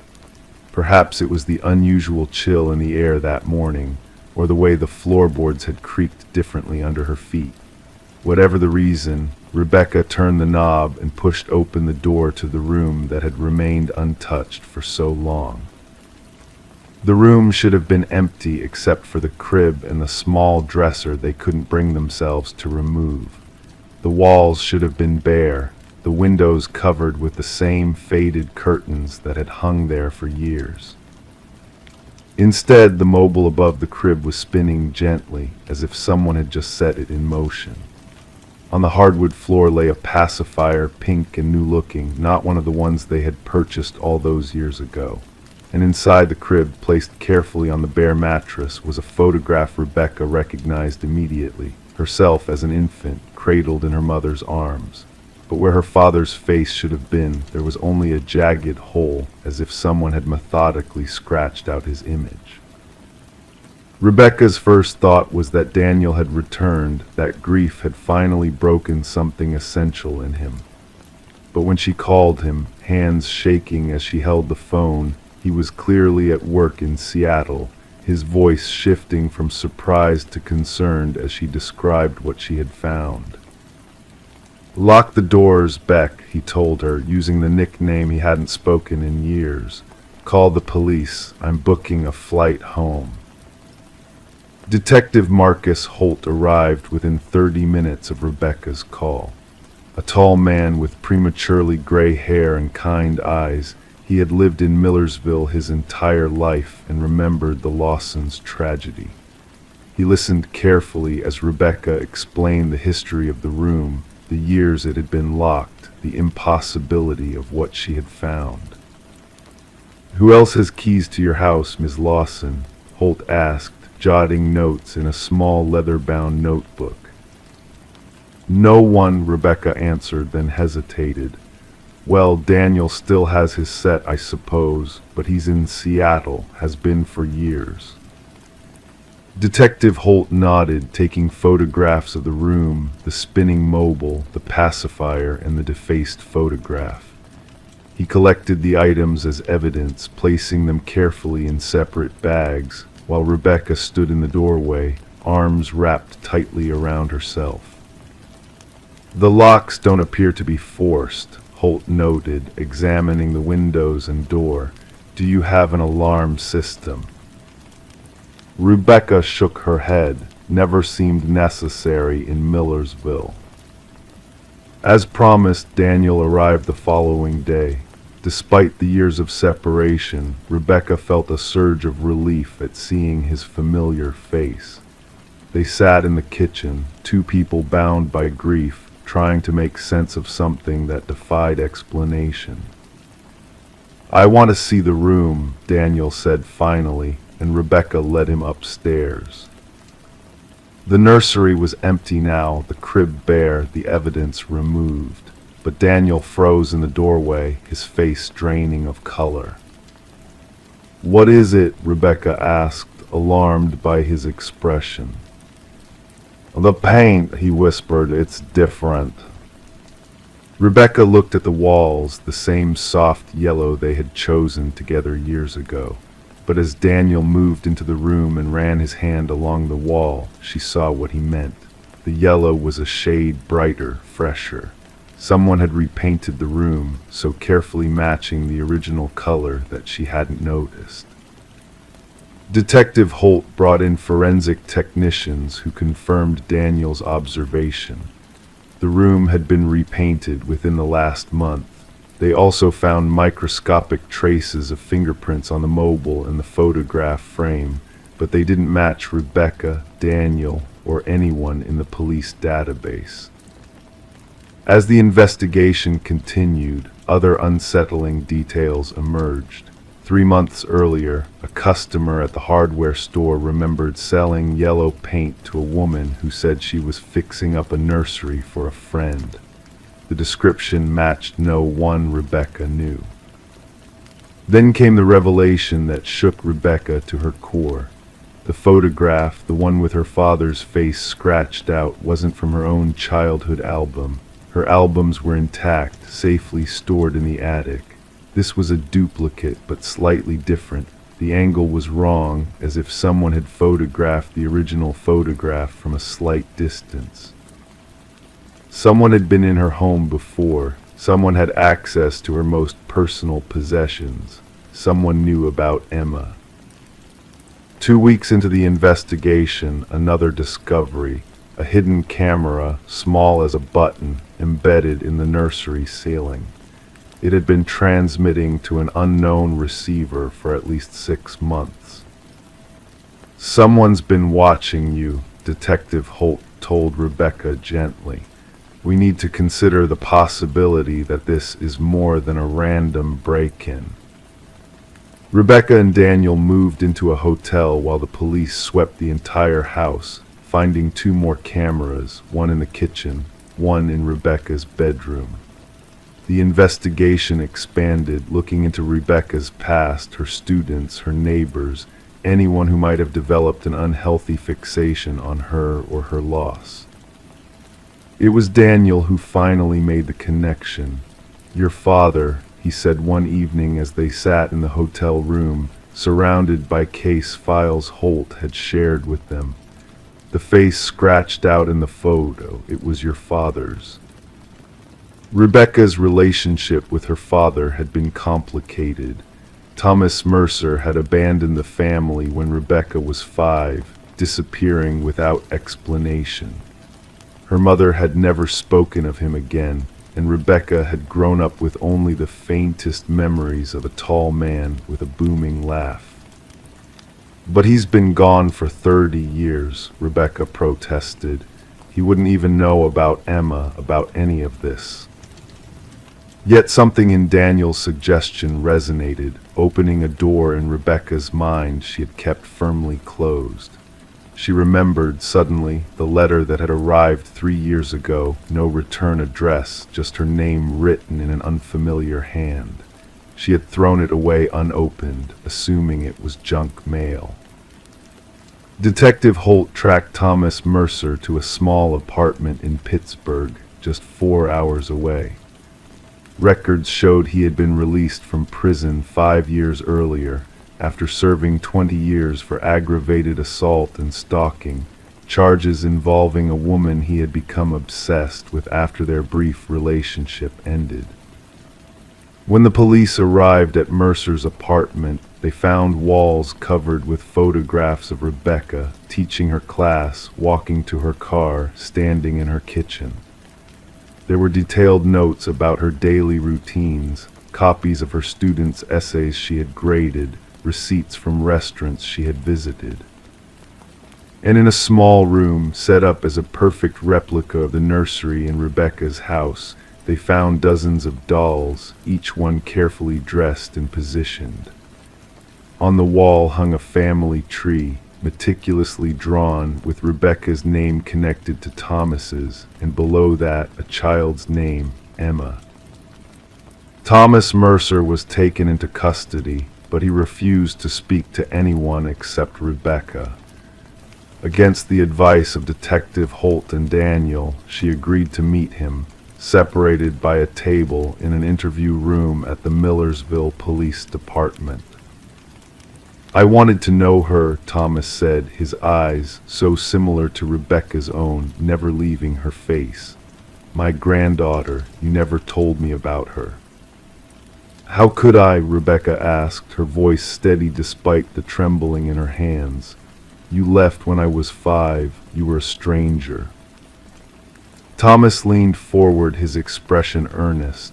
"I've been watching over you, protecting you. I fixed up the nursery because I knew you couldn't do it yourself. Too painful." He smiled, a gentle expression that chilled Rebecca to the bone. Emma deserved better than to be forgotten. "She was never born," Rebecca whispered. Thomas's smile didn't falter.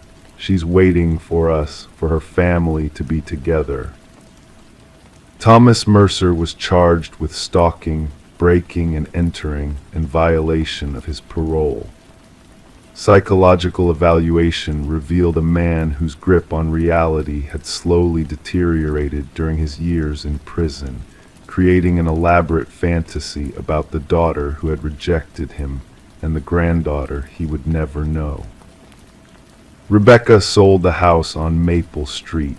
She couldn't bear to return to it, knowing that every corner had been invaded, every private moment observed.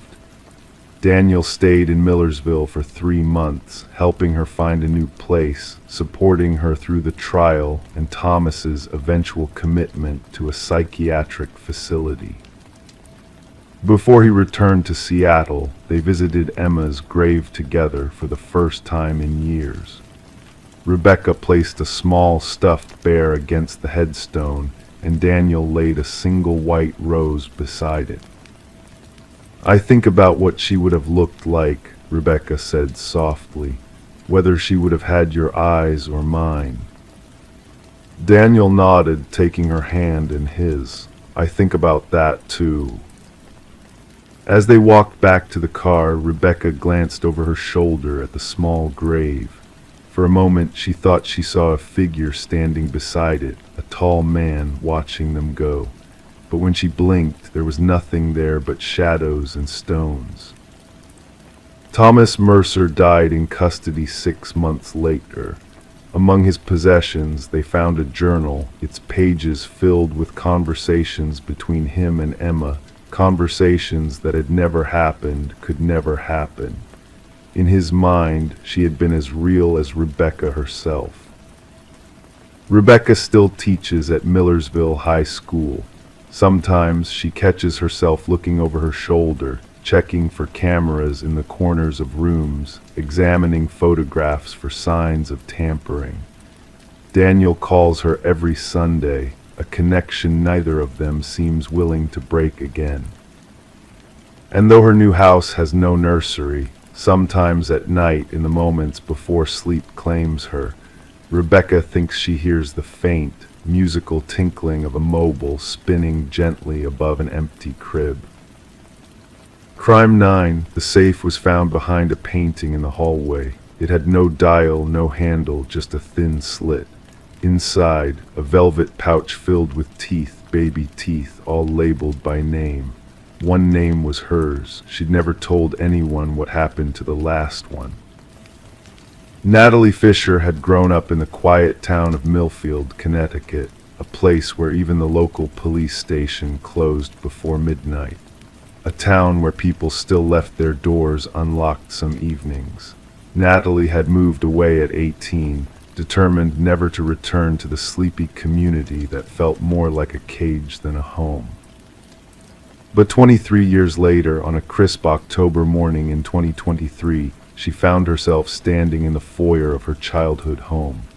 Her mother, Eleanor Fisher, had passed away 3 weeks earlier after a short battle with pancreatic cancer. The illness had been sudden, aggressive, leaving little time for reconciliations or proper goodbyes. Natalie had come alone to clean out the house before putting it on the market. Her husband had offered to accompany her, but she insisted this was something she needed to do by herself. The truth was, she didn't want him to see how little of herself remained in this place. No photographs on the mantel, no mention of her achievements in her mother's journals, not even the slightest trace that Eleanor Fisher had raised a daughter here for 18 years. The house smelled of lemon furniture polish and the faint mustiness of closed rooms. Eleanor had always been fastidious, every surface gleaming, every item in its designated place.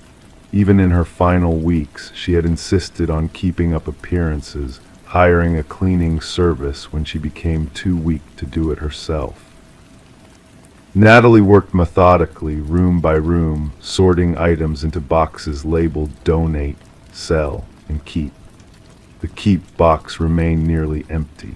By the third day, she had reached the upstairs hallway with its series of landscape paintings that Eleanor had collected over the years: placid lakes, snow-covered mountains, fields of wildflowers. Natalie had always thought them unremarkable, mass-produced pieces chosen to match the color of the walls rather than for any artistic merit. She was removing a painting of a misty forest scene when she noticed a rectangular outline in the wall where the paint appeared slightly newer. Running her fingers along the edge, she felt a seam. With gentle pressure, the panel swung inward, revealing a small compartment. There was no traditional safe mechanism, just a flat metal surface with a thin horizontal slit near the top. It looked almost like a mail slot. Natalie stared at it, puzzled. She'd lived in this house for nearly 2 decades and never known of its existence. Using her phone's flashlight, she peered inside. A small, dark blue velvet pouch sat on the metal floor of the compartment. When she reached in to retrieve it, the pouch felt heavier than expected, the contents shifting with a light clicking sound. Natalie carried the pouch to her mother's bedroom and sat on the edge of the meticulously made bed. The drawstring opened easily. She tipped the contents onto the cream-colored duvet. 27 small teeth tumbled out, baby teeth to be exact. Each one was attached to a tiny paper label with a name written in her mother's precise handwriting. Natalie sifted through them with growing unease. Michael Dawson, Emma Wilkins, Trevor Stanley, Lily Chen. She recognized some of the names from her childhood kids from the neighborhood, classmates from elementary school. Then she found it, a molar with a small, distinctive chip on one side. The label read, Natalie Fisher, age 7. Natalie stared at the tooth, a cold sensation spreading through her chest. She remembered losing that tooth, her last baby tooth, during a rare argument with her mother. Eleanor had been preparing dinner, chopping carrots with mechanical precision, when 7-year-old Natalie had announced she'd been invited to a sleepover at Bethany Miller's house. "You can't go," Eleanor had said without looking up. "The Millers don't supervise properly." "But Mom," Natalie had protested, "everyone's going. Bethany invited the whole class." "I said no, Natalie." The knife had continued its rhythmic motion against the cutting board. Natalie, in a rare moment of defiance, had stomped her foot. "It's not fair. You never let me do anything fun." Eleanor had looked up then, her eyes unnervingly calm. "Go to your room." "I hate you," Natalie had shouted, and in her anger, she'd grabbed an apple from the fruit bowl and bitten into it hard. She felt something crack in her mouth. Her loose molar had finally given way. She remembered spitting the tooth into her palm, blood mingling with saliva. Eleanor had silently handed her a tissue, then held out her hand for the tooth. "The tooth fairy will come tonight," her mother had said, voice devoid of emotion. But now, 16 years later, Natalie stared at that same tooth. It had never gone to any fairy. It had been labeled and stored away in this hidden compartment, along with the teeth of other children from Millfield. Natalie's mind raced. Why would her mother collect children's teeth, and not just her own daughters, but those of other children in the neighborhood? The questions multiplied as she examined the other teeth more carefully. Some appeared to have been professionally cleaned, while others still showed traces of what might have been blood in the crevices. That night Natalie couldn't sleep. The teeth sat in their pouch on the nightstand beside her. She had tried calling her childhood friend Lauren, who still lived in Millfield, but the call went to voicemail. At 3 a.m., she found herself scrolling through social media, looking up the names from the labels. Michael Dawson had moved to Boston, according to his profile. Emma Wilkins appeared in photos with her husband and 3 children. Trevor Stanley had become a dentist, ironically enough. They had all grown up, moved on, lived seemingly normal lives. All except one. Lily Chen's name yielded no results, no matter how Natalie searched. It was as if she had disappeared from the digital world entirely. The next morning, Natalie drove to the local library. The librarian, Mrs. Hendricks, had worked there since Natalie was a child, her hair now fully silver instead of the salt and pepper Natalie remembered. "Natalie Fisher, how wonderful to see you. I was so sorry to hear about your mother," Mrs. Hendricks said, genuine warmth in her voice. "Thank you," Natalie replied. "I'm actually doing some research while I'm in town. Would you happen to have archives of the local newspaper?" "Of course, dear. How far back do you need to go?" "Early 2000s, I think." Mrs. Hendricks led her to a computer. "We've digitized most of our archives. Just type in what you're looking for." Natalie waited until Mrs. Hendricks walked away before typing Lily Chen Millfield into the search box. The computer hummed softly as it processed the request. 3 results appeared. Natalie clicked on the first. a small article from September 2001. Local girl missing, police seek information. The article was brief. Lily Chen, age 8, had disappeared while walking home from Millfield Elementary School on September 18, 2001. She had last been seen leaving the school grounds around 3:15 p.m. The article quoted Police Chief Robert Martinez saying they were pursuing all leads and asked anyone with information to come forward. Natalie clicked on the second article, dated October 5, 2001. Search for missing girl continues. Community holds vigil. The photograph showed a crowd holding candles in the town square. Natalie searched the faces in the grainy image and found her mother standing at the edge of the crowd, her expression unreadable. The third article from December 2001 reported that the case remained open, but active leads had dwindled. Lily Chen had never been found. Natalie stared at the screen, her heartbeat loud in her ears. She had been 7 years old when Lily disappeared, the same age as the tooth labeled with her name in her mother's hidden collection. She didn't remember much about Lily's disappearance. September 2001 had been a chaotic time, with the national tragedy overshadowing local news. But now, fragments of memories surfaced, teachers speaking in hushed tones, parents suddenly insisting on driving their children to school, police officers showing up at their classroom asking gentle questions. Natalie printed the articles and drove back to her mother's house, her mind churning with questions. As she pulled into the driveway, she noticed a car parked across the street. Lauren had received her message after all. Lauren Phelps and E. Wilson had aged well. Her blonde hair was shorter now, styled in a practical bob, but her smile was the same as when they were teenagers. I came as soon as I got your voicemail, Lauren said, hugging Natalie. It sounded urgent.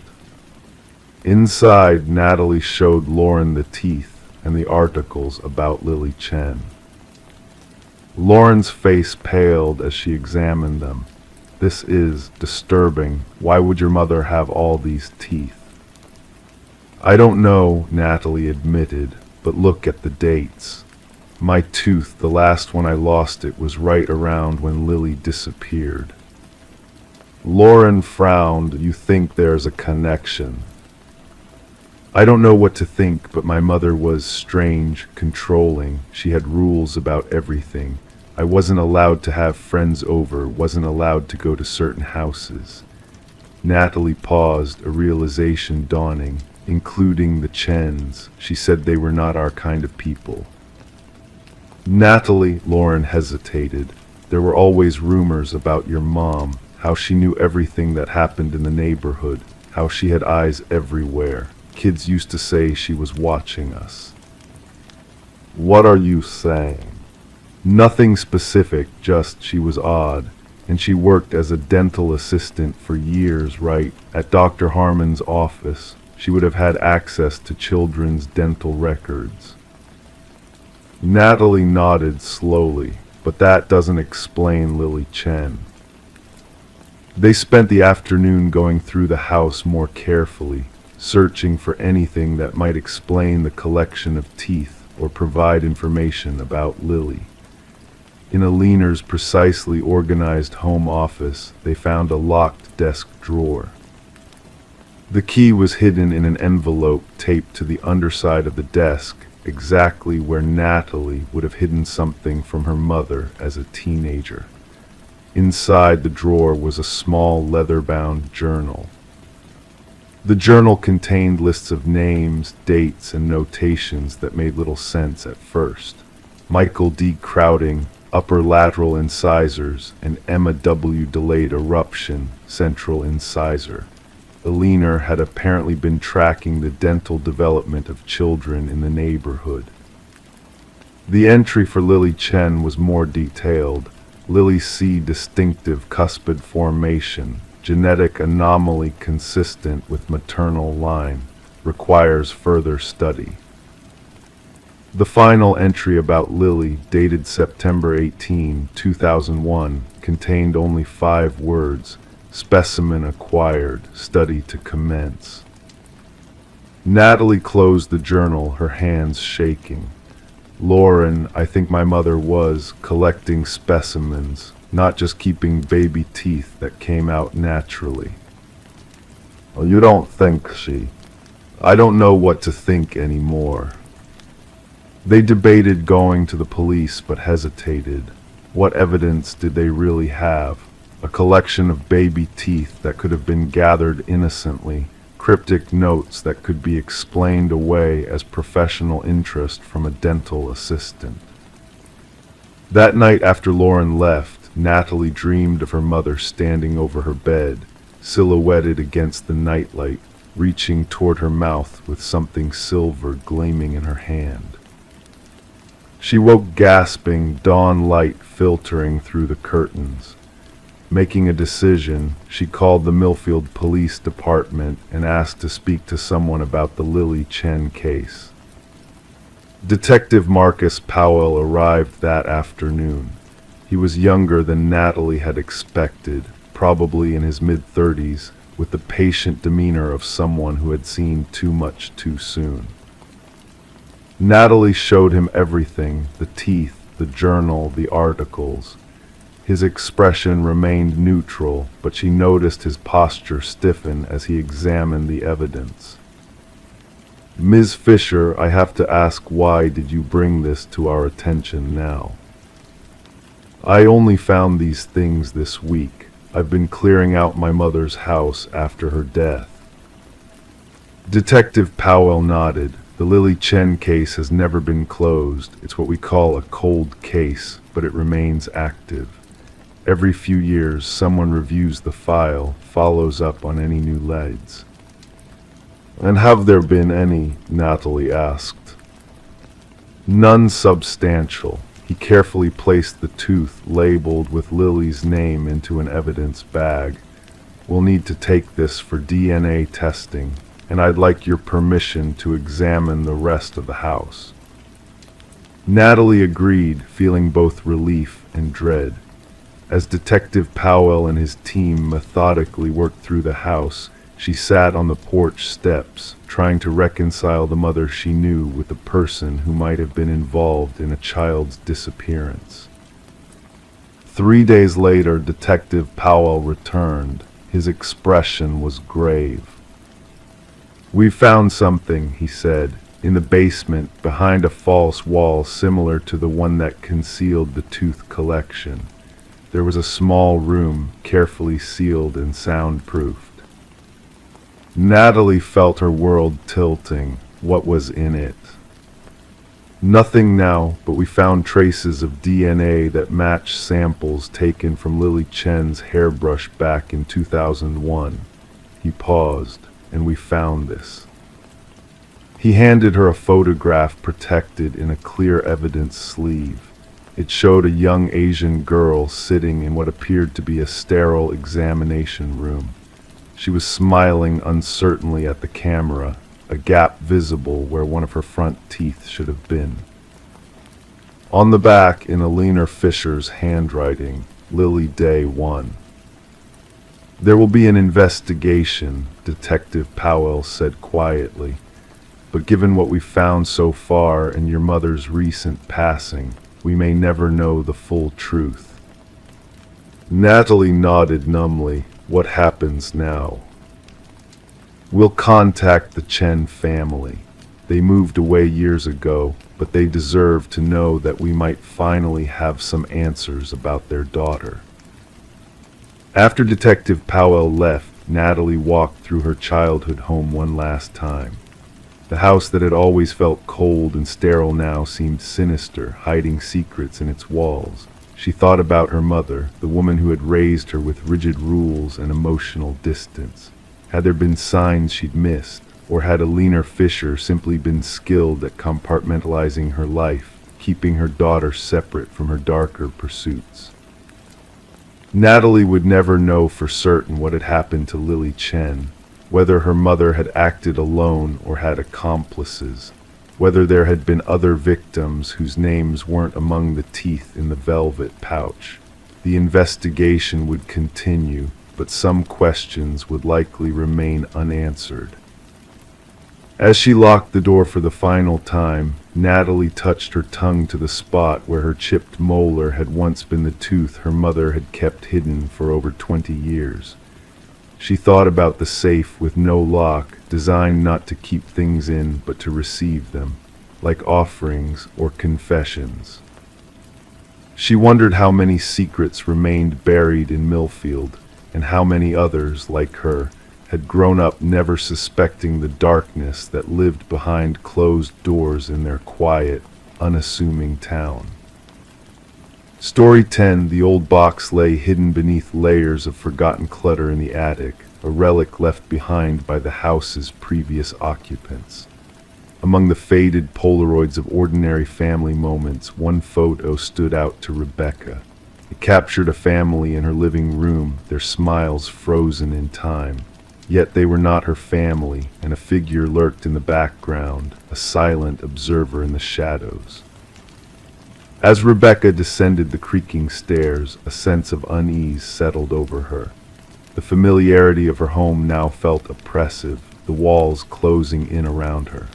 Placing the mysterious photo on her kitchen counter, she scrutinized it under the harsh light, recognizing the uncanny resemblance to her own surroundings, yet knowing these faces were strangers to her.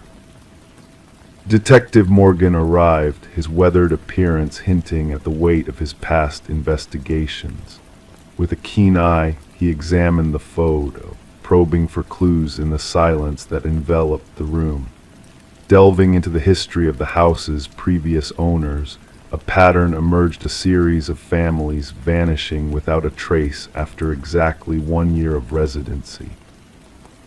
The trail led back to Samuel Whitfield, the elusive architect linked to the house's construction. Despite reports of his demise, evidence pointed to his involvement in the disappearances. Beneath the house's concrete floor, a chilling discovery awaited: the preserved remains of all the missing families, each captured in photographs that echoed the one found in the attic. As Rebecca sought refuge under police protection, a haunting realization dawned. The journal in the hidden crawlspace detailed Whitfield's disturbing observations, his sinister plans unfolding with each new resident. A phone call in the dead of night, the mechanical click of a camera, evidence that the sinister presence still lingered, watching from the shadows. The investigation into the enigmatic figure continued, shrouded in uncertainty. The house stood silent, its secrets buried within its walls. Samuel Whitfield's fate remained a mystery, leaving investigators to wonder if he had truly met his end or simply moved on to another unsuspecting home, where new families would unknowingly become his subjects. In the darkness, unseen eyes watched, capturing moments in time that would never be forgotten. Those who dared to uncover the truth found themselves entangled in a web of mystery, where the line between reality and nightmare blurred, a chilling reminder that some secrets are meant to remain hidden, their whispers echoing through the empty rooms of a house that held onto its dark past. Story 11. The mystery arrived in a simple cardboard box, devoid of any traceable information, sitting innocently on Sarah Miller's porch. The morning dew had left its mark, a subtle dampness clinging to the package. It was not intended for her. The name on it did not match hers, yet curiosity whispered to her, urging her to uncover its secrets. Ignoring the rational voice that told her to leave it be, Sarah succumbed to the pull of the unknown and broke the seal.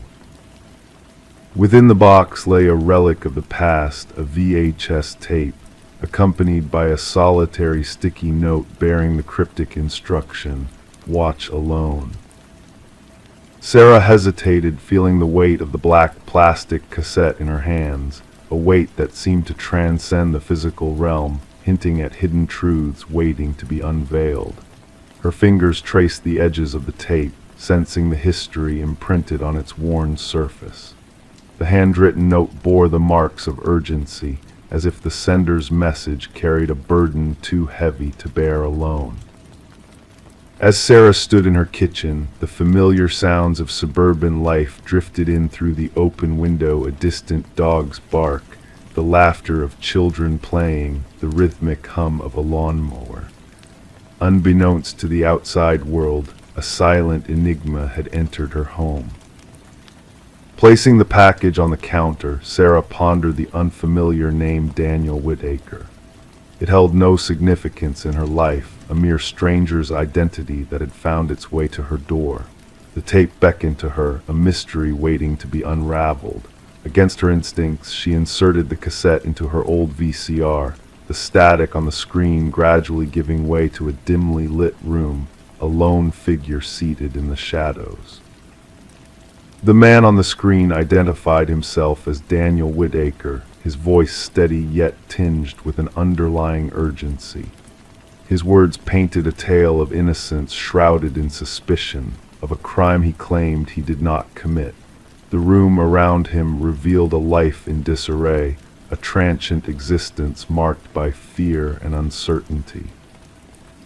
As the truth unfolded through Whitaker's confession, Detective Eliza Ramirez found herself entangled in a web of deceit and betrayal.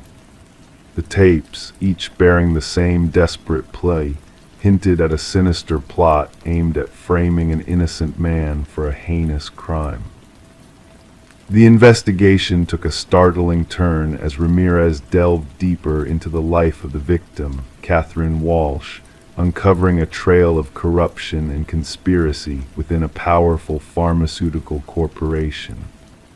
Walsh's pursuit of justice had led to her untimely demise, her efforts to expose the truth met with a tragic end.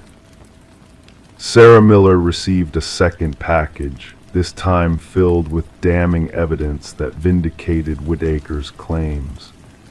The pieces of the puzzle began to fall into place, revealing a network of lies designed to protect the guilty and condemn the innocent.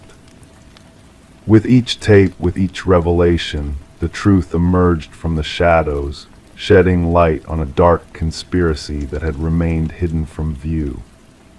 Whitaker's journey from suspect to victim to vindicated hero was a testament to the perseverance of those who refused to accept a manufactured reality. In the end, justice prevailed, not through grand gestures or dramatic arrests, but through the quiet determination of those who dared to challenge the facade of deception. The tapes, once symbols of mystery and intrigue, now stood as testaments to the power of truth in a world clouded by lies. As Sarah and Whitaker stood face to face, their lives forever intertwined by a twist of fate, they understood the significance of their meeting. The wrong address had led to the right person, a beacon of hope in a sea of darkness. And so the VHS tapes, once carriers of enigma and uncertainty, now rested in the hands of justice, their contents a reminder that sometimes the most profound truths arrive in the most unexpected of packages, waiting for those brave enough to unravel their mysteries. Story 12. As she crossed the threshold into the abandoned house, a delicate dance of dust motes swirled in the stagnant air around her. The years of neglect were evident in the peeling walls and the furniture draped in ghostly sheets. Each step she took felt like a journey frozen in time, a solitary figure exploring a world suspended in a mysterious stillness save for one peculiar detail: the doors. No matter which one she chose, they all led her back to the same room, the parlor with its faded elegance and eerie charm. A labyrinth of passageways that defied logic, trapping her in a loop of endless returns. The only escape seemed to be retracing her steps, yet when she turned to leave, the front door had vanished, leaving her stranded in this enigmatic realm.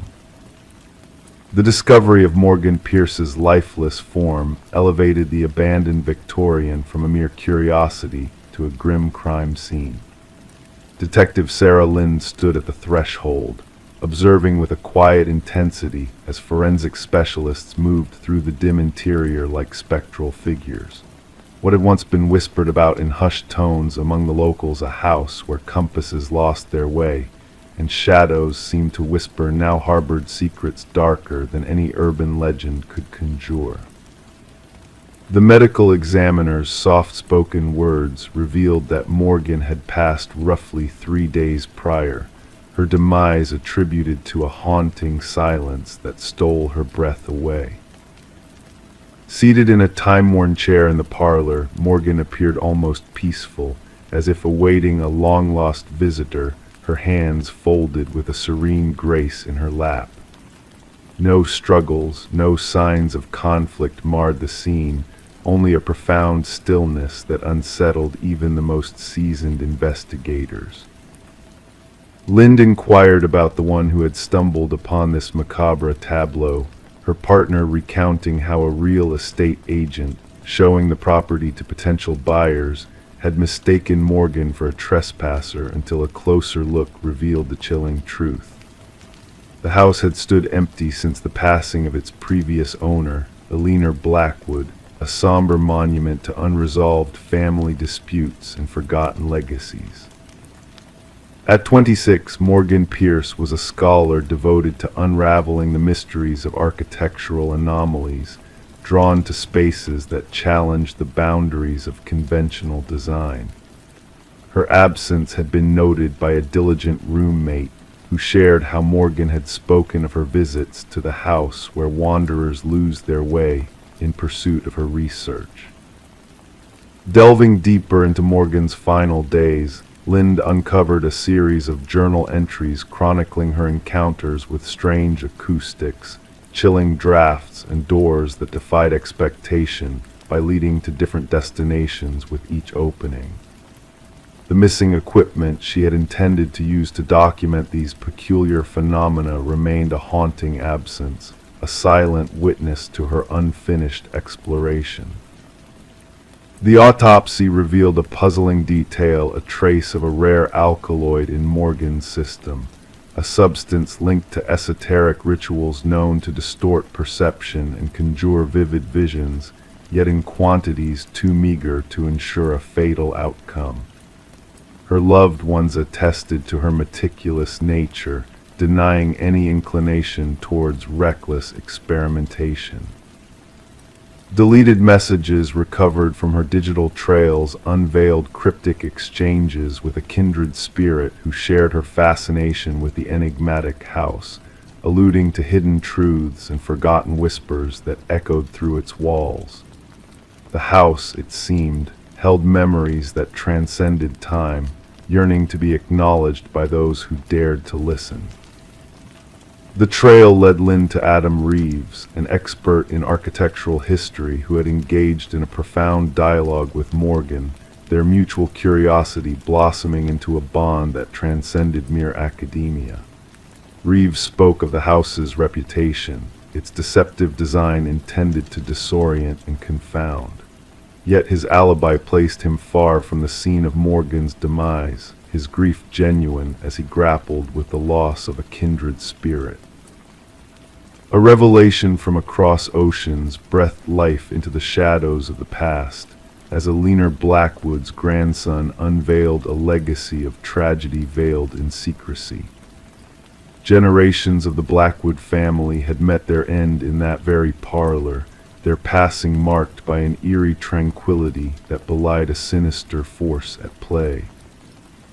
Hidden within the depths of the house, a compartment concealed a trove of artifacts from diverse cultures, arranged with a precision that hinted at a ritualistic purpose. At its heart lay a weathered figurine, a deity of liminal spaces, a guardian of thresholds between worlds. The echoes of ages past resonated in the patterns etched upon its surface, a silent testament to powers beyond mortal comprehension. Dust patterns reveal the presence of an unseen visitor on the night of Morgan's departure, their identity shrouded in mystery, their intentions veiled in shadow. In a tragic turn, Adam Reeves joined Morgan in the realm of the departed, his departure mirroring hers with a chilling symmetry. Clutching a key that unlocked the hidden chamber, he left behind a cryptic message, a testament to the house's beguiling allure.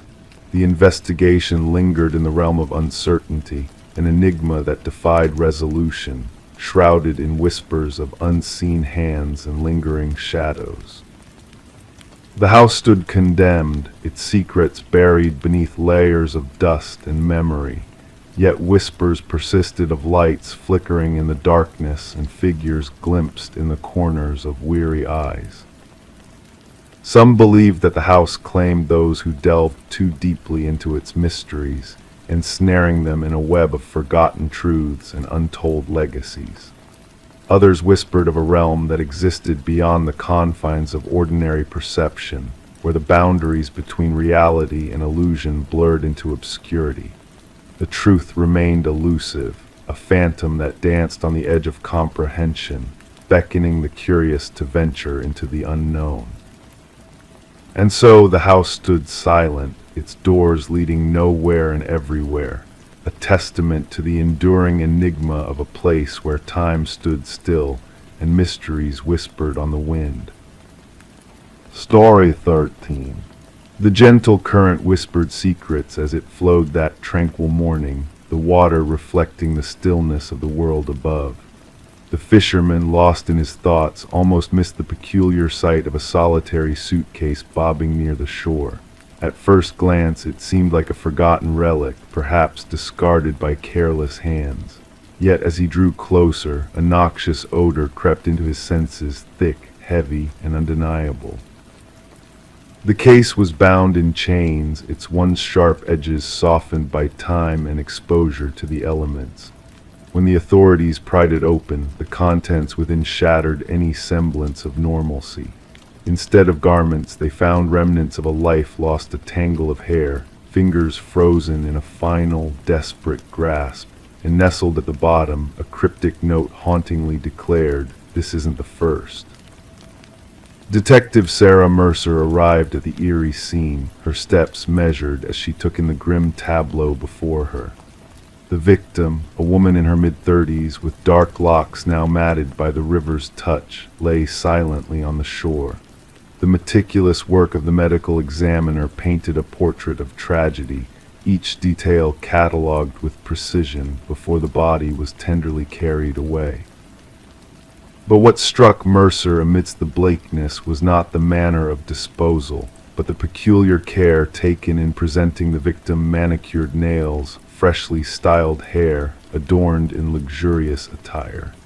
She was not meant for this place, Mercer murmured, her gaze following the rhythmic dance of the water against the muddy bank. She was arranged, adorned. The woman was identified as Catherine Walsh, a successful real estate agent renowned for her prowess in selling prestigious properties. Divorced, childless, she lived a solitary existence in an affluent neighborhood. Colleagues painted a portrait of a driven, meticulous individual, fiercely private in her endeavors. Her abrupt disappearance, noted when she failed to attend a crucial showing for affluent clients, sent ripples of concern through her circle. She would never miss such an opportunity, her assistant insisted, her voice tinged with worry. That sale meant everything to her. As investigators delved into Walsh's meticulously kept abode, a sense of unease lingered in the air. Every corner exuded an air of calculated perfection, designer furnishings meticulously arranged, surfaces devoid of even a whisper of dust. The refrigerator housed neatly arranged meals, labeled and organized by the passing days. Her wardrobe stood as a testament to order, clothing sorted by color, shoes nestled in protective coverings. Yet a singular anomaly in her otherwise impeccable sanctuary caught the eye, a slightly ajar drawer in her home office. Within, a leather-bound journal lay in silent repose. The final entry whispered of unseen shadows, of a lurking presence.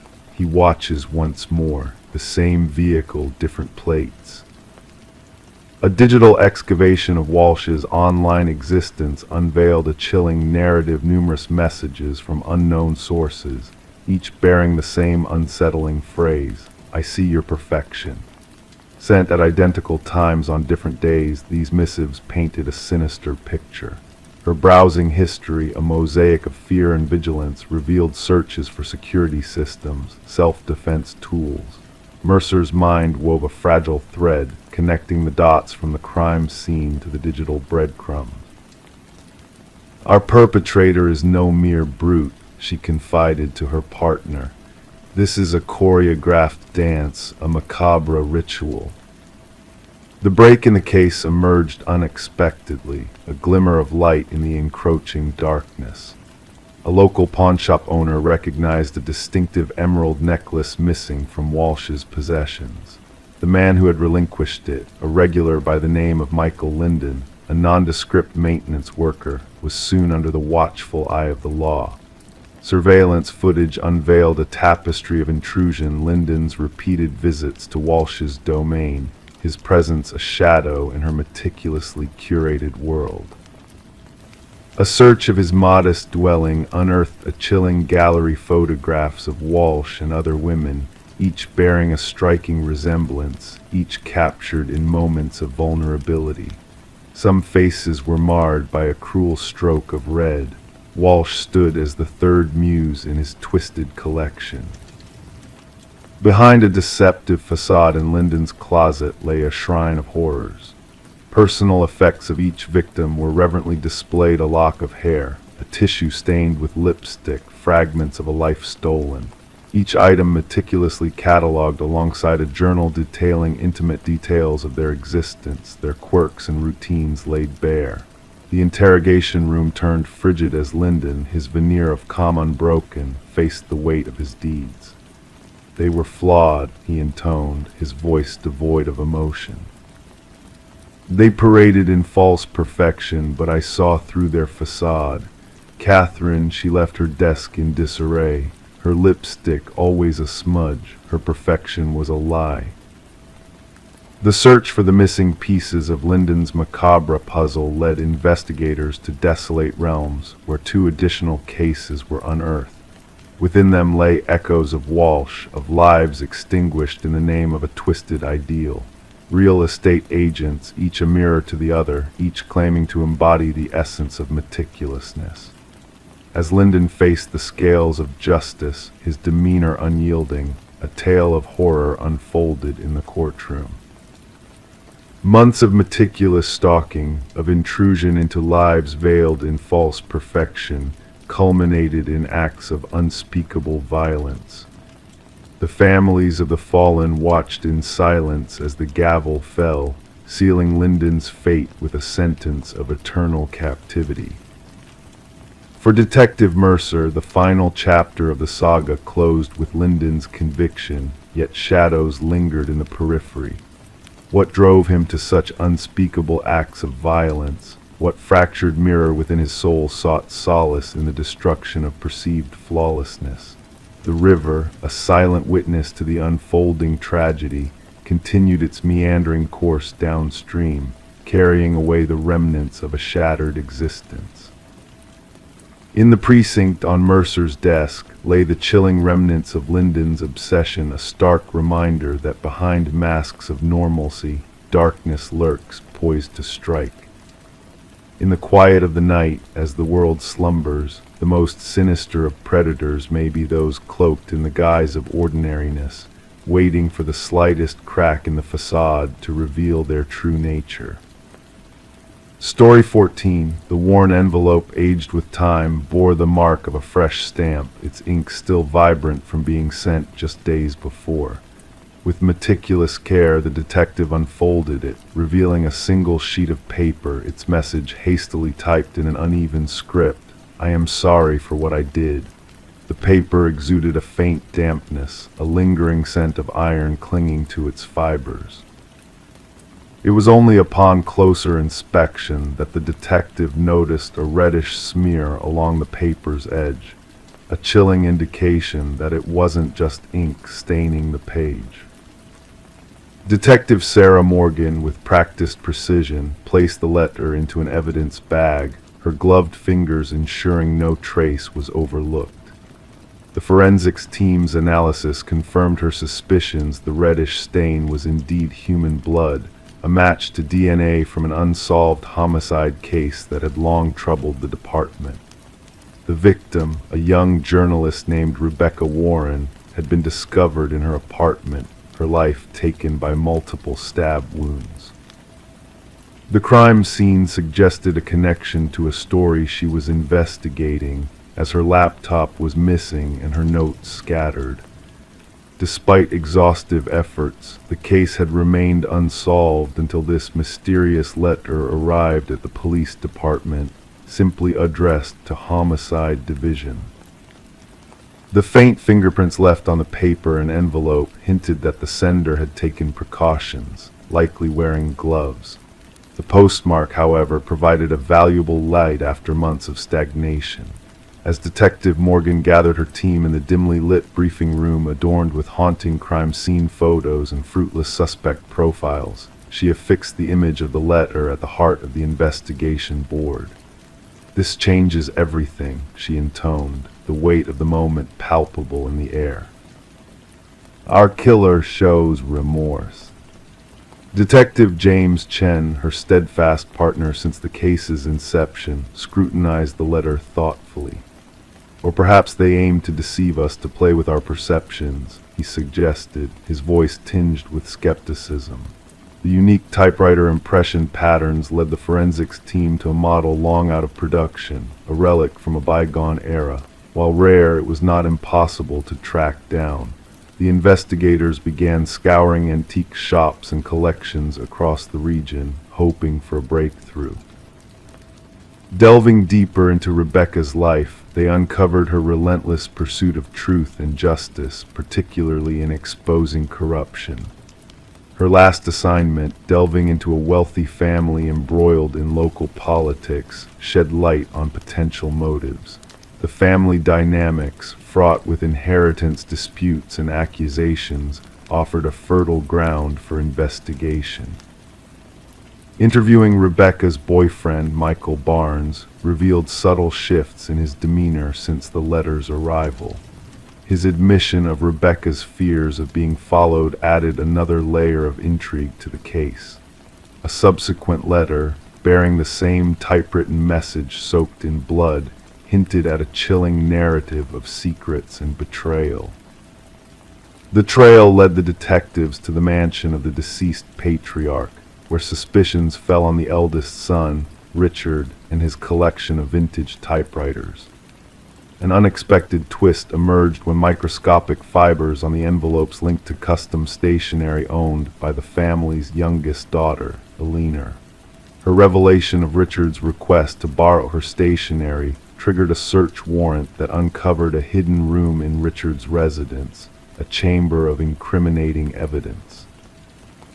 The unraveling of financial transactions between Richard and Michael shed light on a sinister plot to silence Rebecca permanently. Michael's confession, fueled by fear and regret, painted a damning picture of deceit and manipulation.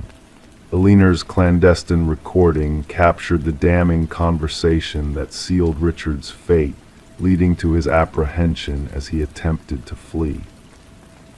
Despite Richard's vehement denials during the trial, the weight of evidence, from the blood-stained letters to the incriminating typewriter, left no room for doubt. The jury's swift verdict of guilt marked the end of a harrowing chapter, bringing a semblance of closure to Rebecca's grieving parents. The blood-stained letters remained a haunting reminder in evidence storage, a testament to the enduring power of conscience and the inexorable unraveling of even the most meticulously planned crimes. The legacy of Rebecca Warren's case endured as a cautionary tale, showcasing that sometimes the key to unlocking a mystery lies not in high-tech gadgets, but in the echoes of guilt that reverberate through the shadows of the past. Story 15, the Polaroid lay nestled among the other aging photographs, a relic of a distant birthday celebration.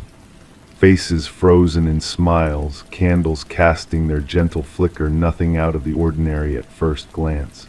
But as the daughter sifted through the box of memories passed down to her, her eyes caught something unsettling. A figure lurking in the background of every picture, just beyond the circle of light.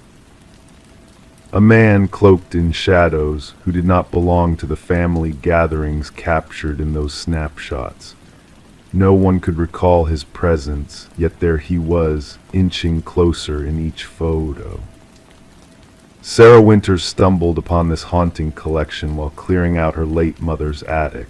A dusty cardboard box simply marked memories, harboring a trove of moments from bygone days. What should have been a bittersweet discovery turned into the doorway to a chilling enigma. In the initial image, he was a mere outline at the edge of the frame during her childhood birthday party. The mysterious figure loomed near the glass door, features obscured, a silent observer. In the subsequent photo, he had ventured inside. By the third snapshot, he stood ominously behind her uncle, unnoticed by the joyous faces in the foreground. With trembling hands, Sarah phoned her father, the tremor in her voice betraying her unease. "Dad, who is this man haunting our family photos?" A heavy silence followed, then a sharp inhale. "What man? There shouldn't be anyone there except us." Her father's voice quivered. Desperate for answers, she captured digital images of the Polaroids and dispatched them to him. His urgent call back revealed a rare vulnerability. "This can't be real. We would have noticed a stranger among us." Detective Marcus Reed sat across from Sarah in his dimly lit office, rain painting patterns on the windows, enhancing the air of mystery. Methodically, he examined each photo she spread before him, his experienced gaze narrowing. "No one recognized this man?" he inquired, his tone a blend of curiosity and skepticism. "Absolutely no one," Sarah affirmed. As she arranged the images in chronological order, a gradual realization dawned on the detective. The shadowy figure's progression through the frames was deliberate, a silent advance towards the children, culminating in the final picture where he loomed directly behind a young Sarah. "Photographer, perhaps," Reed suggested, though doubt tinged his words. "My mother took all these. She set the timer and joined the group," Sarah countered. "Copies were made, a case file opened." The detective diligently tracked down every surviving guest from the party. None could recall the mysterious man. No hired help, no unexpected visitors. The remote countryside setting offered seclusion, yet the uninvited presence lingered, evading recognition in every shot, as if aware of the camera's lens. His posture bespoke intentionality, a calculated game of concealment. The investigation might have reached a dead end had Sarah not unearthed additional photos from different occasions, different years, all featuring the same enigmatic figure lurking in the background, unnoticed amidst the revelry. A tech expert enhanced the images, unveiling hidden details under the harsh glare of digital scrutiny. A scar on the wrist, a unique ring, a partial reflection hinting at obscured facial features. The breakthrough came courtesy of dental records. The teeth visible in one enhanced image matched those of Robert Keller, a maintenance worker who vanished after being linked to multiple unsolved child abductions in the region. Cases that had gone cold long ago, coinciding with the dates of those family gatherings. Keller had access to the rental property where Sarah's birthday had taken place, holding master keys to several similar locations. Properties that had been the backdrop for vanished children, families left in perpetual anguish. Excavations beneath Keller's former home yielded chilling artifacts: a hair clip belonging to a missing girl, a toy car from a vanished boy, and a bracelet recognized by Sarah as her childhood possession. Alone in her apartment, surrounded by the damning photos, Sarah received a call from the detective informing her of the grim discovery of remains near one of the rental sites. DNA confirmed the identity, a long-lost child.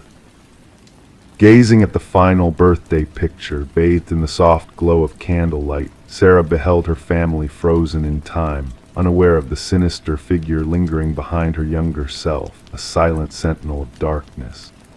The web of unsolved mysteries spanning decades had unraveled, offering closure to grieving families, albeit through harrowing revelations. The shadow within the family album had finally been exposed to the light of justice, his malevolent presence acknowledged after years of veiled obscurity. Gathering the incriminating photos, Sarah returned them to their box, now transformed into irrefutable evidence. A stark reminder that sometimes the most insidious threats lurk in plain sight within captured moments, concealed entities that drift through celebrations unnoticed, leaving only faint traces of their sinister passage through time's frozen tableau.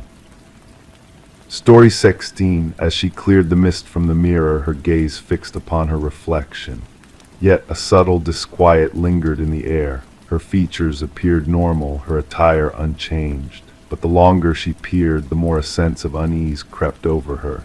A flicker at the edge of her vision, a movement not of her own making. When she turned away, her reflection remained motionless, observing. This was the moment that launched the enigma of Rebecca Thorne, unfolding a mystery that would bewilder investigators and cast a shadow over the community for years to come.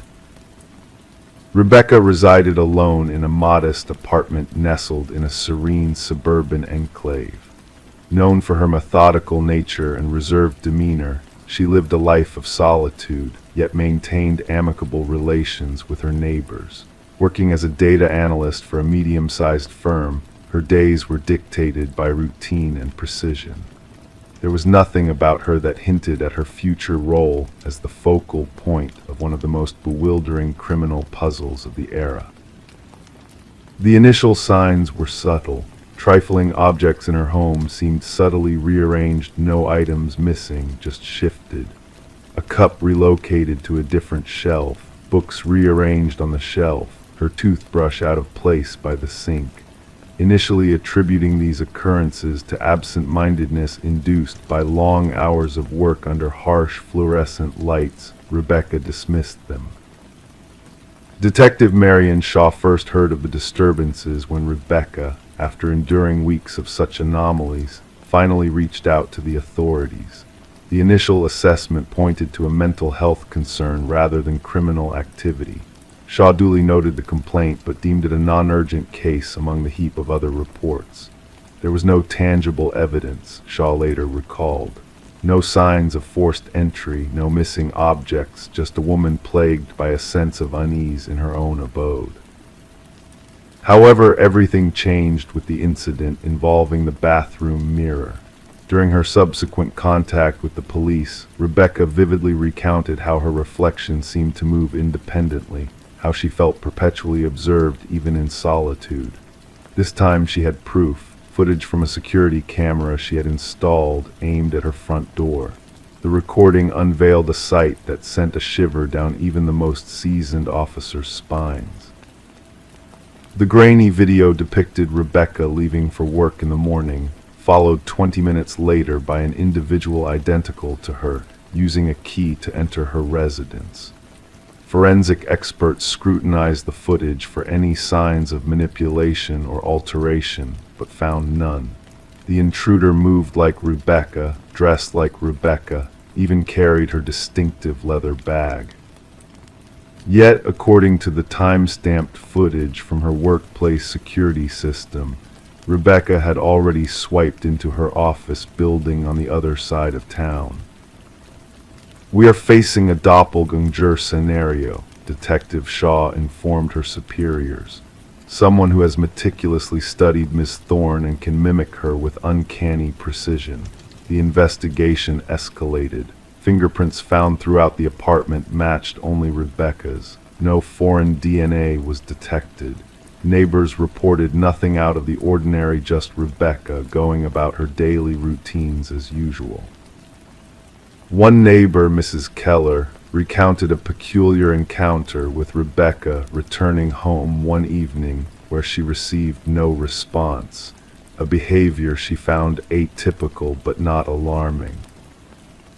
Rebecca began documenting the disturbances in a journal. Inexplicable changes in her residence multiplied. Food vanished from her fridge that she had no recollection of buying. Her computer displayed searches she hadn't conducted. Most unsettling were the photographs on her phone, selfies resembling her, yet she had no memory of taking them. In some, her expression seemed subtly askew, her smile too wide or her gaze too intense. "I feel as though I'm losing my mind," she confided to Detective Shaw during their third meeting. "Or perhaps someone is trying to make me believe so." A breakthrough emerged when investigators discerned a pattern in the security footage. The doppelganger only entered when Rebecca left for specific engagements, therapy sessions, yoga classes, Sunday morning grocery runs, pre-planned activities with predictable durations. "Someone is deeply familiar with your routine," Shaw elucidated. "This isn't by chance, it's a calculated form of surveillance and infiltration." A forensic psychologist proposed a theory of fixation, a person fixated on assuming Rebecca's identity, possibly aiming to supplant her entirely. While rare, such cases were documented in psychological literature. Typically, the perpetrator had undergone a psychological rupture and fixated on a victim who embodied qualities they coveted: stability, beauty, success, normalcy. The focus of the investigation honed in on Lily Winters, a former colleague mentioned by Rebecca. Lily had been terminated due to escalating erratic behavior, having worked closely with Rebecca and often remarking on their similarities. Following her dismissal, she sent Rebecca a series of unsettling emails, one of which read, "We could be the same person. Sometimes I feel more like you than you do."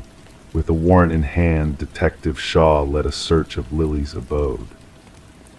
What they uncovered altered the case from unsettling to chilling. One room in Lily's apartment had been transformed into a shrine-like replica of Rebecca's bedroom. The walls were adorned with hundreds of photos of Rebecca entering her home, shopping, socializing, all captured without her knowledge. A closet housed exact replicas of Rebecca's wardrobe. Makeup matching Rebecca's preferred brand sat on a vanity alongside meticulous notes detailing her mannerisms, speech patterns, and daily rituals. Most incriminating were the practice videos. Lily had recorded herself mimicking Rebecca's gait, gestures, and expressions. The evolution was apparent. Initial attempts were clumsy and overt, later ones nearly indistinguishable from the authentic Rebecca. "She aspired to become me," whispered Rebecca upon viewing the evidence. "She wasn't merely imitating me, she was erasing me." Forensic specialists unearthed sophisticated tools for forging keys and replicating electronic access cards in Lily's possession. She had maintained an intricate system for monitoring Rebecca's movements, including a calendar with precise forecasts of her schedule. However, Lily's ultimate objective remained elusive. Journals found in her residence contained rambling entries that oscillated between first and third person, occasionally referring to Rebecca as me and her within the same paragraph. The final entry sent a chill down the investigators' spines. "Soon only one of us will remain. The stronger version shall prevail." Upon moving to apprehend Lily, authorities discovered she had vanished. Her apartment bore signs of hasty departure, drawers left ajar, some technology missing. A nationwide alert was issued. Rebecca was relocated to a secure location under constant surveillance. For 3 weeks, every location linked to her former life was monitored by the authorities. Yet Lily never materialized. The case took a disconcerting turn when a security guard at Rebecca's previous workplace reported an anomaly. Despite being on leave, Rebecca had been sighted entering the building. Surveillance footage confirmed that an individual identical to Rebecca had entered using a valid ID card, proceeded to her previous desk, and spent 40 minutes perusing her files before exiting. Meanwhile, the real Rebecca remained secluded in a guarded, safe house. The implications were stark. Lily hadn't fled, she had seized her moment. She now inhabited Rebecca's life, assuming her identity while the genuine Rebecca remained concealed. The case remains unresolved. Lily Winters remains at large. Rebecca Thorne never returned to her former existence, opting to forge a new identity in an undisclosed location. Detective Shaw retains a photograph on her desk, two women strikingly similar in appearance. One is Rebecca Thorne, the other is Lily Winters. Occasionally she scrutinizes their features, seeking the disparities, the nuances that set them apart. The most chilling aspect Shaw imparts to novice detectives is not that someone could resemble you or sound like you. It's the desire to become you so fervently that they obliterate themselves in the process. Identity isn't merely what we exhibit to the world, it's what we safeguard most vigilantly. And sometimes the true worth of it dawns upon us only when someone endeavors to steal it. Story 17. The aged apartment exuded a sense of history, its creaking heating system and rattling pipes creating a familiar background symphony.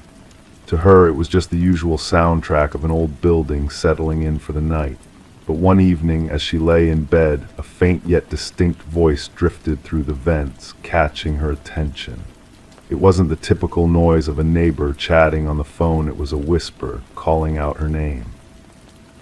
Intrigued and slightly unnerved, she leaned in closer, pressing her ear against the vent.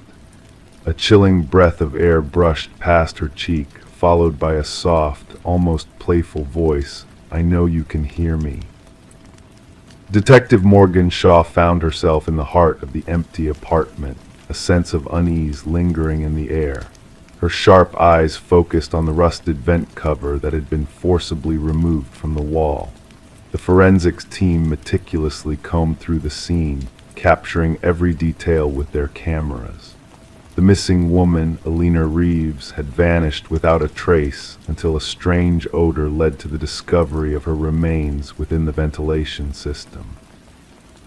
Officer Patel shared unsettling details with Shaw, mentioning Alina's reports of hearing voices through the vents, which had been dismissed by the building management as mere quirks of an old building. Kneeling by the vent, Shaw observed the deep scratches around its edges, evidence of a desperate attempt to break free from within. The victim, a beloved kindergarten teacher, had exhibited signs of paranoia before her disappearance, convinced that someone was watching and speaking to her through the vents. As Shaw delved deeper into the case, she uncovered chilling revelations. Fibers from Alina's clothing were found in the vent. A mysterious fingerprint not belonging to the victim was discovered inside the cover, and haunting audio recordings from Alina's phone hinted at a sinister presence lurking within the building. The history of the apartment revealed a disturbing pattern of tenants leaving abruptly, some reporting strange noises and hallucinations echoing through the walls. The investigation took a dark turn when a hidden access panel in Alina's bathroom revealed a secret maintenance passage running through the walls, providing a haunting glimpse into the perpetrator's world. Shaw's suspicions fell upon the building superintendent, Harold Weber, whose composed demeanor cracked under questioning about the previous occupants of apartment 4B.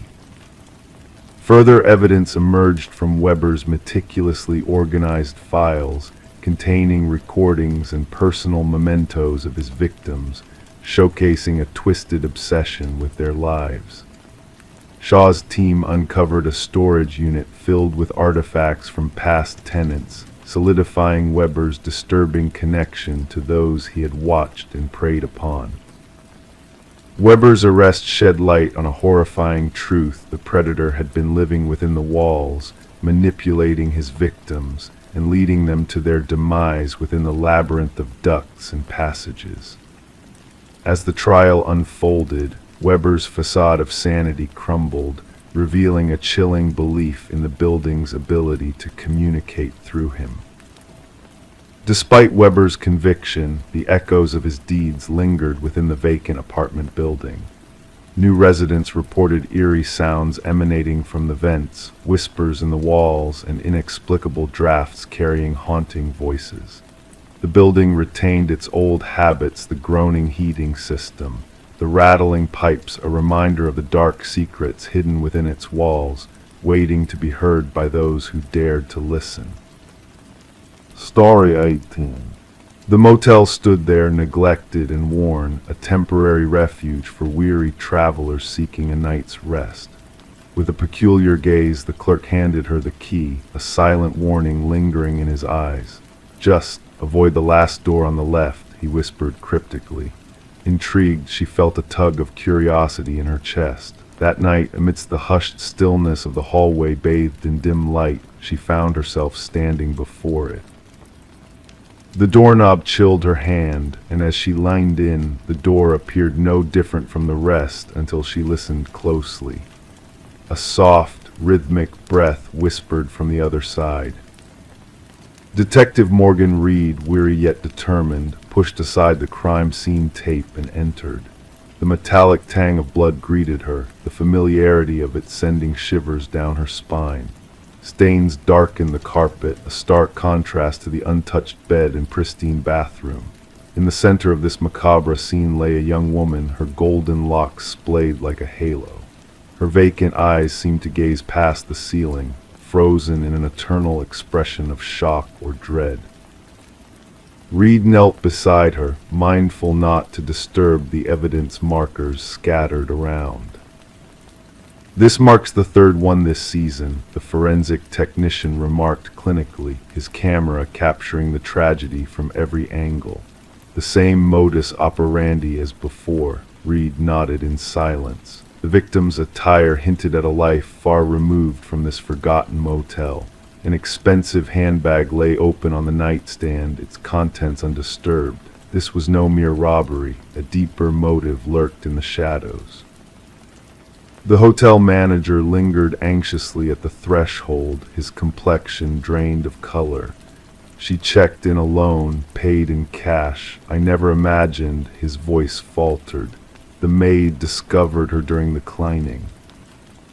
Reed scanned the room, noting the absence of forced entry or defensive wounds. The victim had either welcomed her assailant or already known them.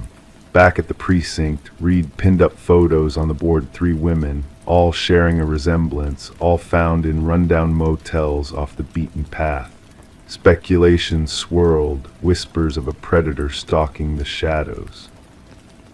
"The autopsy results are in," Detective Hayes relayed, dropping a file on Reed's desk. "Death by manual strangulation. No DNA under the victim's nails. No signs of sexual assault." Reed furrowed her brow. This was a crime of intimacy, not mere predation. Days blurred into nights as the investigation delved deeper. Surveillance footage yielded no breakthroughs. The victim, identified as Elaine Werner, led a discreet life as a financial analyst with no visible enemies. Her meticulous nature clashed with a stay in such a seedy motel. A breakthrough emerged during a conversation with Werner's sister. "She mentioned a man from work," the sister confided, hands trembling. "Someone complicated, possibly married." Reed lined in. "Did she ever mention a name?" "Only referred to him as C," came the reply. The focus shifted to Werner's workplace. Colleagues painted her as reserved and professional, unaware of any personal entanglements. Yet a business card tucked in her desk calendar led Reed to Charles Emerson, Senior Vice President. Emerson exuded charm and composure, but a flicker of unease danced in his eyes during questioning. "Did you have a relationship with Elaine Werner outside of work?" Reed inquired casually. A fleeting shadow crossed Emerson's features, barely perceptible, purely professional. Forensic analysis linked partial fingerprints from Werner's belongings to Emerson. Confronted, he finally cracked. "We were involved, but it was over. She threatened to expose me to my wife. Enough to end her life," Reed probed. Emerson's fade crumbled. "I never set foot in that motel." Yet evidence painted a damning picture. A corporate credit card transaction tied Emerson to the adjacent room, where a hidden camera captured his sinister deeds. Fibers from his suit matched those found on the victim, his DNA lingering on a water glass. His home computer unveiled recordings of past victims, a disturbing pattern emerging. In the interrogation room, Emerson's veneer shattered. "They were a threat to everything I had built," he murmured.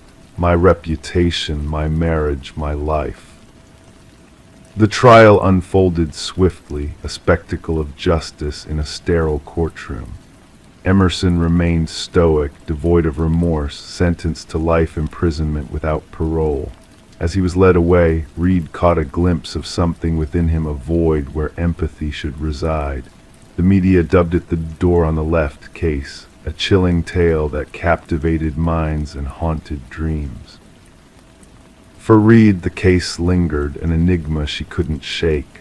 Sometimes, wandering down hotel corridors, she counted the doors, wondering about the secrets concealed behind them. In the evidence vault, 3 identical keys lay dormant, reminders of doors once opened, leading to horrors that could never be sealed away. Story 19. The aged apartment held its secrets, pipes that murmured, floorboards that whispered in the night. Yet the new tenant sensed a different presence, a rhythm in the silence that unsettled her. The footsteps, deliberate and hauntingly precise, echoed from above, though she resided on the highest floor. One evening she gathered her courage and tapped the ceiling with a broomstick. The sound ceased. A heavy quiet enveloped the space. Then a solitary knock reverberated from within the ceiling itself. Sarah Coleman chose to keep the peculiar knocking episode to herself, brushing it off as the settling of the old building, or perhaps a small creature seeking refuge in the attic. Despite the nightly continuation of the footsteps, she adapted, raising the volume of her television, donning headphones at night, anything to drown out the methodical footfalls that traversed the ceiling in the darkness. Detective Morris stumbled upon the apartment's mystery when a maintenance worker stumbled upon a concealed crawlspace during routine repairs. Removing a section of drywall to address a leak outside Sarah's unit, the worker uncovered a narrow passage unaccounted for in the building's blueprints. Illuminated by his flashlight, the passage revealed a makeshift living space, scattered food wrappers, abandoned water bottles, a soiled blanket, and a weathered notebook. The building superintendent alerted the authorities promptly. Detective Morris, accompanied by Detective Rivera, found the maintenance worker visibly shaken, muttering, "Someone dwelt within the walls, someone watched." The notebook detailed meticulous observations of Sarah Coleman, her daily routine, her guests, her meals, her entertainment choices, even her sleeping patterns. The handwriting, once precise, deteriorated into erratic scribbles, interspersed with cryptic symbols in the margins. "The subject ignores my signals now," the final entry read. "She has chosen to disregard me. No one ignores me." Forensic experts scoured the crawlspace, uncovering fingerprints unmatched in any database. A labyrinth of hidden passages intertwined within the walls and ceilings of the building, some dating back decades, was revealed through structural analysis. These passages linked to 5 separate units, culminating in viewing points disguised as innocuous fixtures or minor damages, all leading to Sarah Coleman's apartment. Interviews with current residents yielded no unusual occurrences beyond commonplace apartment noises. Former tenants painted a different picture. 3 prior occupants of Sarah's unit recounted feelings of being surveilled or hearing unexplained sounds. One had swiftly departed after a mere fortnight. None had voiced their experiences, fearing ridicule for their perceived paranoia. The breakthrough in the case arrived with the discovery of minuscule blood spatters in one of the crawl spaces. DNA analysis traced the blood to Martin Weaver, a former tenant who had vanished inexplicably 4 years prior. Martin had resided directly below Sarah's apartment. Detective Morris revisited Martin's disappearance, learning that Martin had complained about disturbances from the unit above an introverted man named Edward. Following a confrontation with Edward, Martin vanished, and Edward abruptly vacated his residence, leaving no forwarding details.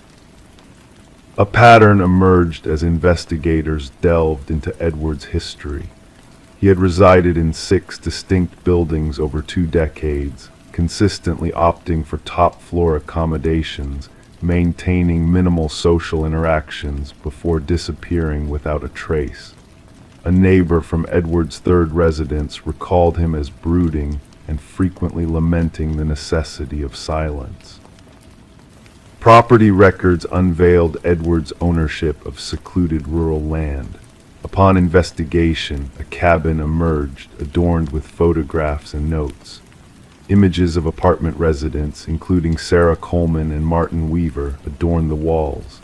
Detailed schematics of ventilation systems and structural vulnerabilities, alongside journals documenting specimen observations and habitat maintenance, peppered the space. A corkboard exhibited newspaper clippings, missing persons reports, 6 in total, all former residents of buildings Edward had inhabited. Beneath the board, the floor bore deep gouges, suggesting repeated dragging. Outside the cabin, cadaver dogs led investigators to freshly disturbed earth, revealing human remains. As forensic experts commenced the grim task of identification, Detective Morris revisited Sarah's building. Though the crawl spaces had been sealed, residents reported sporadic noises. During security system installation, maintenance workers stumbled upon a second notebook concealed where the hallway wall met the ceiling, a notebook newer than the first. The initial page bore a solitary sentence: "They found my old nest, but not my new one." The handwriting mirrored that of the former notebook. The final page displayed a rough sketch of Sarah's apartment layout, with a crimson marking indicating a new passage and a date for that night. Officers hastened to evacuate Sarah, only to find her apartment deserted. Her phone rested on the kitchen counter, the television hummed softly, the shower running. In the bathroom, a message materialized on the fogged mirror, etched by a finger: "Look up." The ceiling panel above the shower had been removed. The pursuit of Edward alias Edward Mercer, a former construction worker skilled in renovations, persists. His comprehension of building structures facilitated the creation of his covert network of passages and observation points. Thermal scans of Sarah's building revealed no present occupancy within the walls. Sarah Coleman remains absent, her case linked to vanishing acts across multiple states. Authorities have issued alerts to apartment managers regarding unauthorized alterations and concealed spaces. What haunts Detective Morris most isn't the graves or the journals or even the snapshots of unsuspecting residents, it's the image of Sarah, listening to those footsteps overhead in an apartment devoid of an upstairs neighbor. The footsteps that ceased when she rapped on the ceiling, and then responded with a knock. Occasionally, in the solitude of his own home, Detective Morris gazes upward, listening, waiting, pondering who else might be listening in return. Story 20: The Attic Discovery. She never enjoyed venturing up to the attic, but the relentless storm had forced her hand. The leak in the roof demanded attention. As she ascended into the dimly lit space, a wave of reluctance washed over her. The attic was a realm of forgotten treasures, shrouded in layers of dust and intricate cobwebs that seemed to whisper forgotten tales.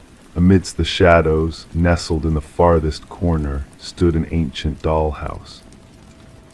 Its delicate features were eerily detailed, with miniature furniture meticulously arranged within its tiny rooms. However, as her gaze fell upon the miniature occupants, her unease deepened. These were not mere dolls, but intricately hand-carved replicas of her family members. Each tiny figure was positioned with eerie precision, mirroring the exact arrangement of her family members downstairs. Yet one unsettling detail stood out: her own miniature counterpart was not seated like the rest. Instead, it stood near the attic door, a silent sentinel in the miniature world.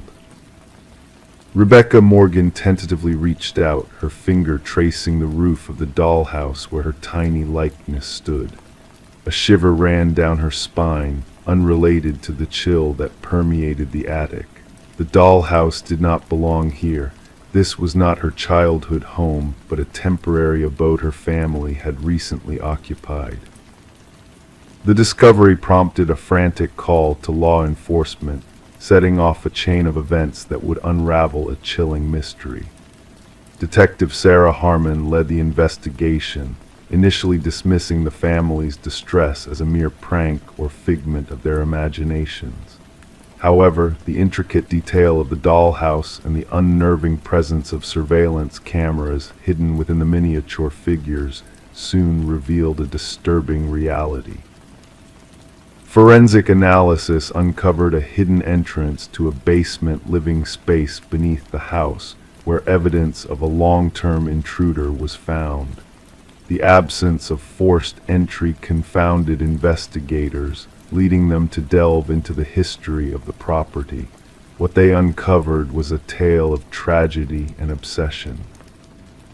Digital forensics traced the surveillance data to a small apartment across town, belonging to Martin Wells, the son of the previous homeowners.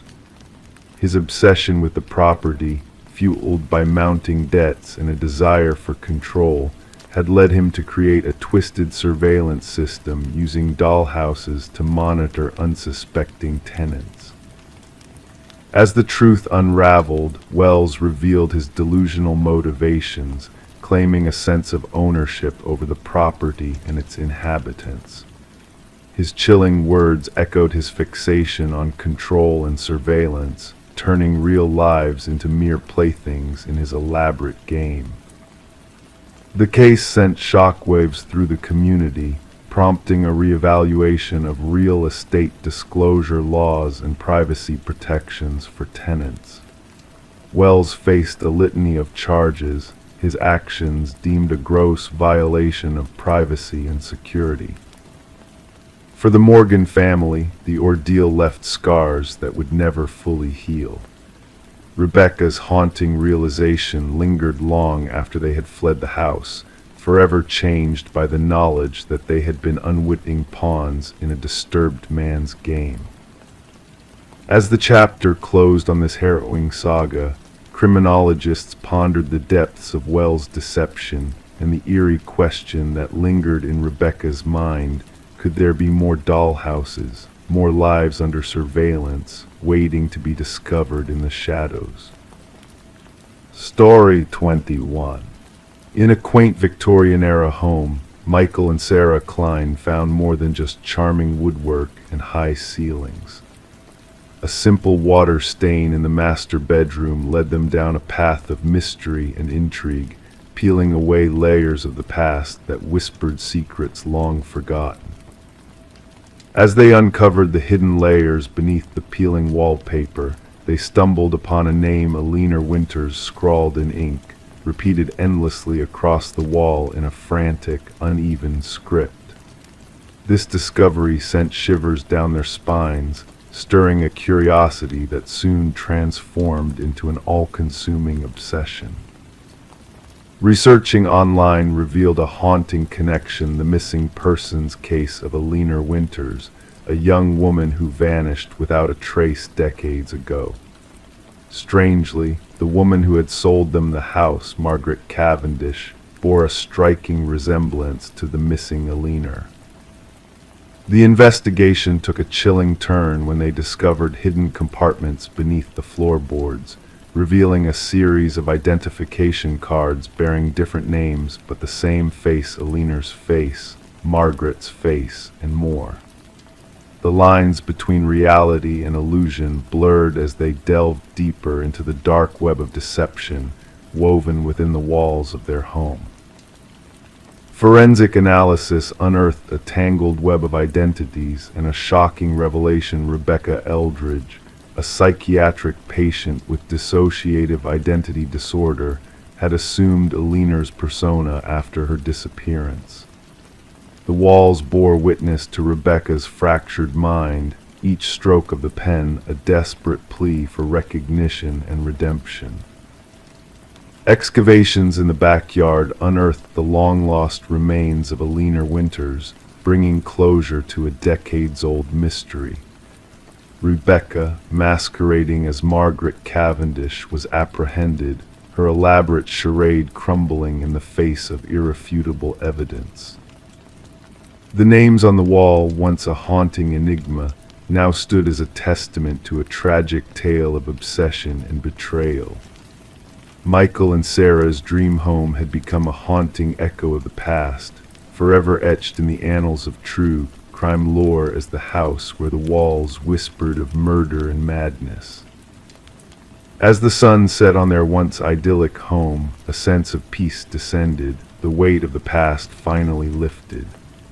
And as they drifted off to sleep, lulled by the gentle whispers of the wind, they knew that amidst the shadows of the past, a new chapter had begun, one filled with hope and healing, far from the dark secrets that once lurked within the walls.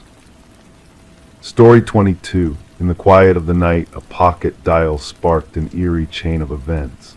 Initially dismissed as mere static and muffled noises, it soon captured the attention of the operator when a voice broke through the chaos. A woman's urgent whisper pierced the air: "He's here." And then a chilling silence enveloped the line. The mysterious call originated from an empty house, standing desolate and untouched for years. No signs of intrusion, no disturbances to be found. Yet in the dimly lit kitchen, amidst layers of dust, rested a phone on the counter, its screen ominously aglow. The call had been placed mere moments ago. Detective Morgan Reed found herself entranced by the playback of the call, repeatedly pressing the button, hoping for clarity. The whispered words lingered in her mind, filled with desperation, fear, and an unsettling impossibility.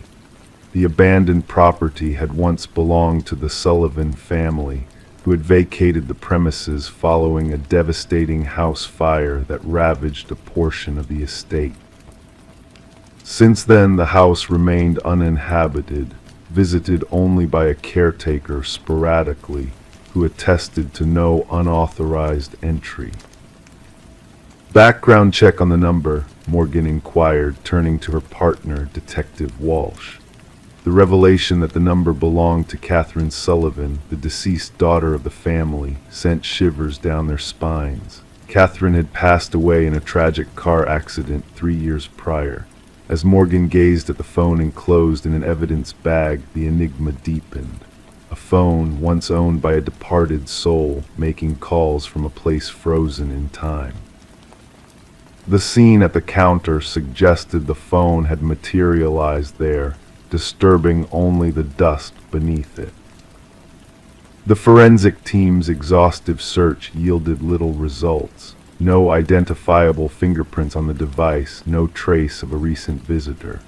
The doors remained locked, the windows sealed shut. The heart of their investigation revolved around those 11 haunting seconds of static, breaths intermingled with 5 haunting words. Voice analysis confirmed a chilling truth: the voice matched that of Catherine Sullivan with a staggering 98% certainty. The timestamp of the call coincided with the exact moment of Catherine's passing, down to the minute. Morgan and Walsh delved into Catherine's past, interviewing those who had known her. Her father, now remarried, appeared genuinely puzzled. Her mother, residing in a modest apartment, crumbled upon hearing the recording, recognizing her daughter's voice laden with fear. Mark Jennings, Catherine's former boyfriend, had an airtight alibi for the night of the call, verified by witnesses and security footage.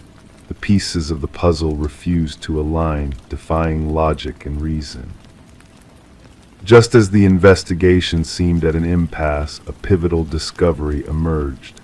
Catherine's mother contacted Morgan, trembling with urgency. In Catherine's belongings, a journal was unearthed. Its pages chronicled a tumultuous relationship with Mark, evolving from affection to control, isolation, and ultimately dread. The final entry bore a haunting message, hinting at impending danger and a veiled threat. Confronted with the journal's contents, Mark's facade crumbled under scrutiny. His denial wavered as questions probed deeper into his involvement. The discrepancies in his account of events raised suspicions. Despite his protests of innocence, the pieces of the puzzle began to align. The buried phone, unearthed near the crash site, bore deleted messages that painted a harrowing picture of Catherine's final moments, a sinister pursuit, a forced collision. Revisiting the evidence from Catherine's tragic demise, the truth unraveled. The injuries she sustained were not solely from the crash. They bore marks of a struggle, of a violent confrontation. Mark's meticulously crafted facade began to crumble as the dark truth emerged. A shrine dedicated to Catherine, a twisted game of deception, and a trail of deceit led to his inevitable downfall. As the law closed in on Mark, he attempted no resistance, his words a chilling admission of guilt. In a chilling confession, he revealed his disturbing motive to silence Catherine's voice, even in death, to evade accountability. The trial that ensued was swift, the verdict unanimous. Justice prevailed not through spectral intervention, but through the resolute voice of a victim, echoing from beyond the grave.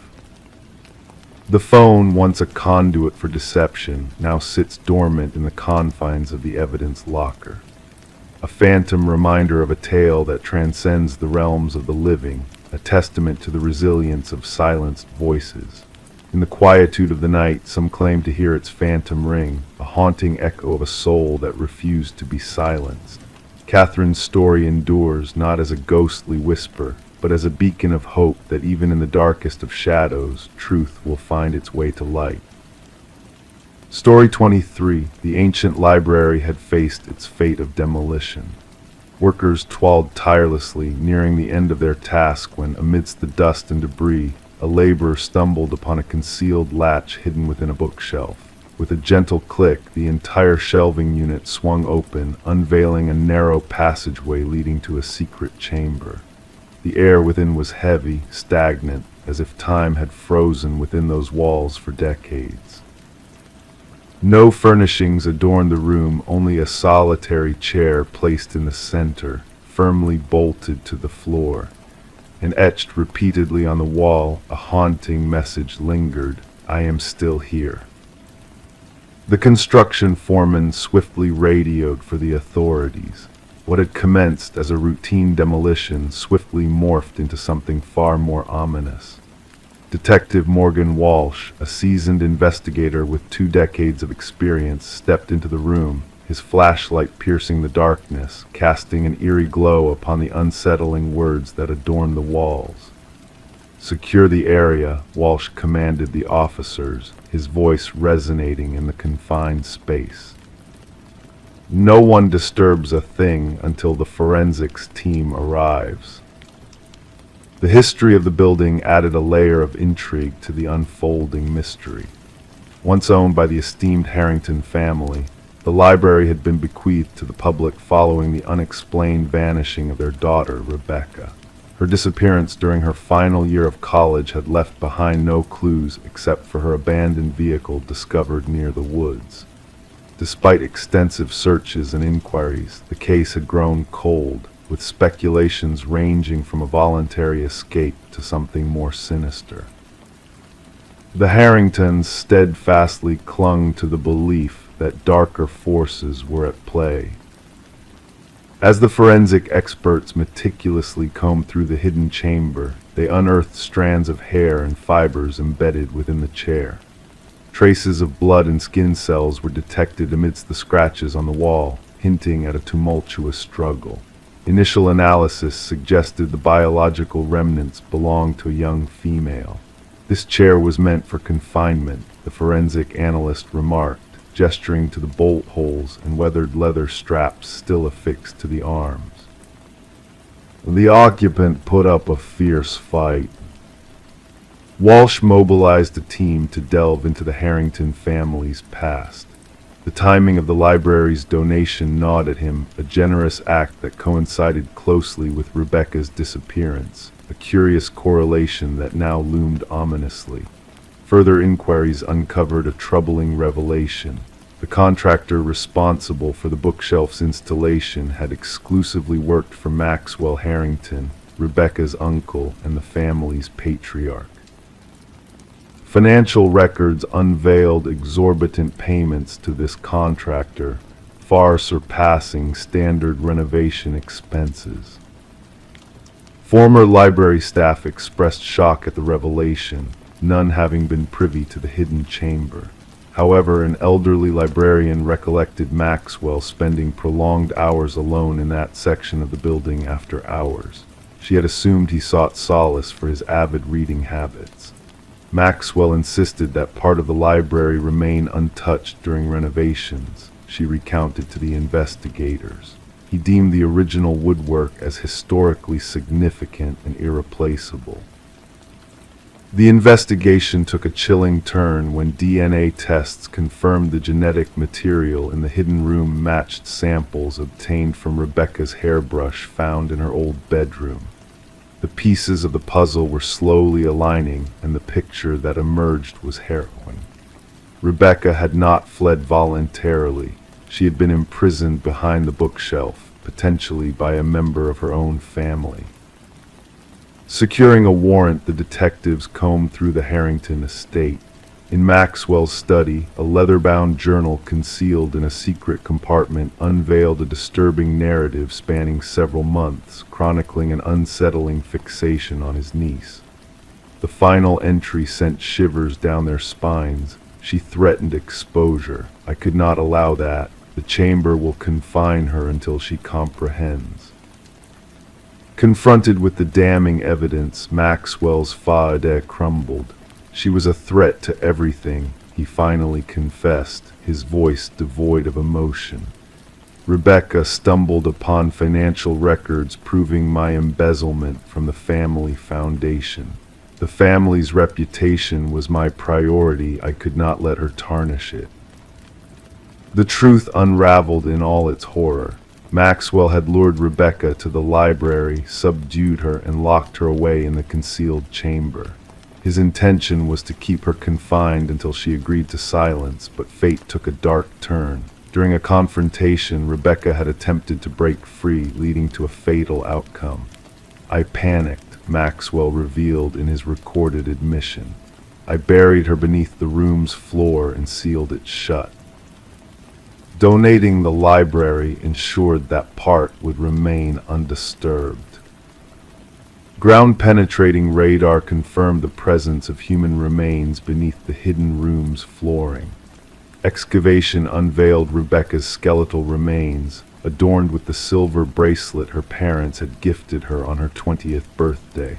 The Harrington family witnessed Maxwell's sentencing, a solemn moment of closure. Rebecca's mother clutched her daughter's recovered bracelet, a tangible link to the past they could finally lay to rest. The demolition of the library ground to a halt, transforming the site into a place of remembrance and contemplation. Locals left floral tributes at the entrance, honoring a life unjustly cut short and a truth that had waited patiently behind a bookshelf to be unmasked. In a poignant twist of fate, Rebecca's enduring message, "I am still here," etched in desperation on the walls, ensured that her memory would endure and that justice, though delayed, would ultimately prevail. Story 24, Uncovering Secrets in the Shadows. Renovations always have a way of unraveling the mysteries hidden within the walls of old homes. As Sarah and Michael delved into restoring their Victorian-era house, they stumbled upon a peculiar find beneath the floorboards. Nestled carefully was a weathered letter, its edges frayed and its ink faded with time. The cryptic message etched on the paper sent shivers down their spines. "Don't trust the one who knocked." Before they could grasp the gravity of the situation, 3 sharp knocks reverberated through the silent house, sending a chill down their spines. Detective Alina Reed, a seasoned investigator, arrived at the scene with her partner, unraveling the enigma piece by piece. The couple's faces mirrored genuine fear as they recounted the unsettling events that had unfolded. Sarah and Michael, innocently drawn to the house's ornate charm and rich history, never fathomed the darkness lurking beneath its surface. The history of the property, once owned by the reclusive Hargrove family, held more secrets than met the eye. The mysterious note, dated 2 decades prior, hinted at a tale of fear and desperation. As Detective Reed delved deeper into the past, she uncovered a web of deceit and tragedy surrounding the Hargrove family. Franklin, a respected teacher turned recluse, had succumbed to paranoia in his final years, haunted by a shadowy figure known only as the Collector. Margaret, his wife, bore the burden of his debts and the sinister presence that lurked at their door. Through meticulous investigation and harrowing revelations, the truth began to surface. Franklin's dealings with the enigmatic Victor Mercer, a lone shark entangled in illegal gambling, had led to a fateful confrontation that ended in bloodshed. The house, once a sanctuary, became a silent witness to a crime of passion and fear. Margaret's diary entries, unearthed from the attic's shadows, painted a picture of a woman haunted by the past, tormented by the echoes of 3 ominous knocks that plagued her solitude. The secrets buried beneath the floorboards were a testament to the price paid for silence and loyalty. The discovery of Mercer's remains, concealed beneath the house's foundation, brought closure to a chapter of darkness that had long haunted the halls. Justice, though delayed, had been served, offering a semblance of peace to those touched by the tragedy. Sarah and Michael, unable to bear the weight of the house's history, made the choice to part ways with the property, leaving it abandoned and steeped in whispers of the past. Local legends spoke of ghostly echoes that reverberated through the empty halls, a reminder of the secrets that lay buried within. As Detective Reed closed the case, she pondered the lingering mysteries that defied resolution. Some secrets, she mused, were destined to remain shrouded in shadow, their whispers echoing through the corridors of time. The note, preserved in evidence storage, bore a haunting message: "Don't trust the one who knocked." In the stillness of the night, as the old house stood silent and brooding, the echoes of 3 distinct knocks lingered in the air, a spectral reminder of the untold stories that lay hidden in the shadows. And so, the tale of Sarah, Michael, and the enigmatic Hargrove house faded into the realm of whispered legends, a mystery never fully unraveled. Story 25, The Enigmatic Calf. The calf had been his sanctuary for as long as anyone could remember, his presence as constant as the morning sun, yet as mysterious as the depths of the ocean.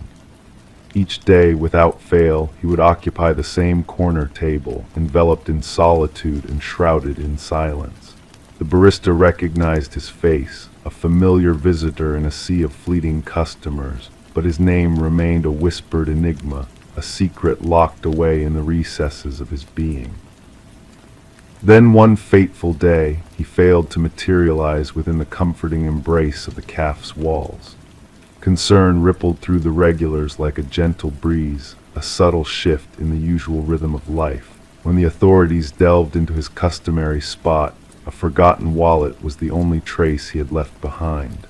Within its confines lay a driver's license bearing a vacant space where a name should have resided, a haunting void that mirrored the absence of his identity.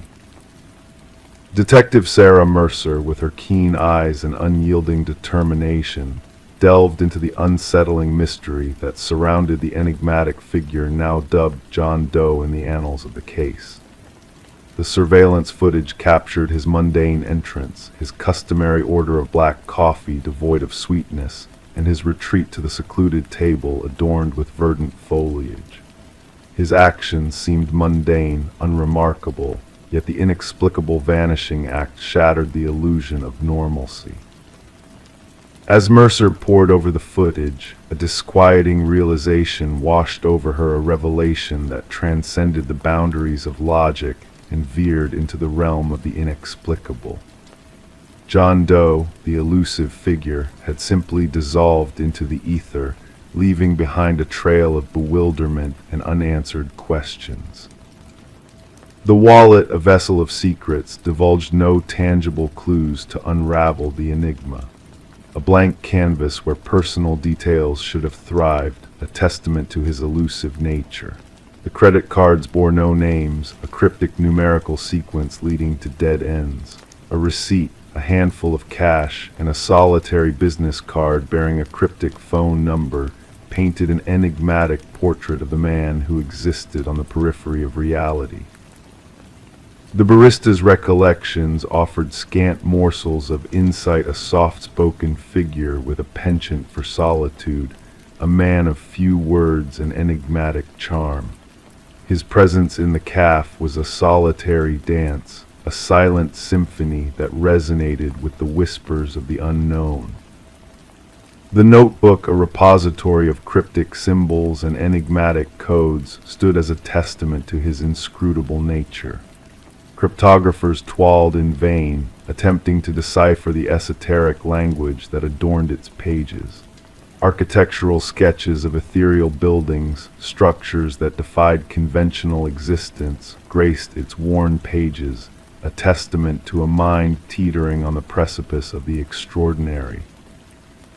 As Mercer delved deeper into the enigma, anomalies surfaced, shrouded in the cloak of the inexplicable. The surveillance footage, a tapestry of mundane moments, harbored a subtle distortion, a fleeting flicker that hinted at unseen forces at play. The cafe, a nexus of intersecting realities, held the key to a puzzle that defied the constraints of time and space. A mirror, an ancient artifact steeped in mystique, emerged as a focal point in the unfolding drama.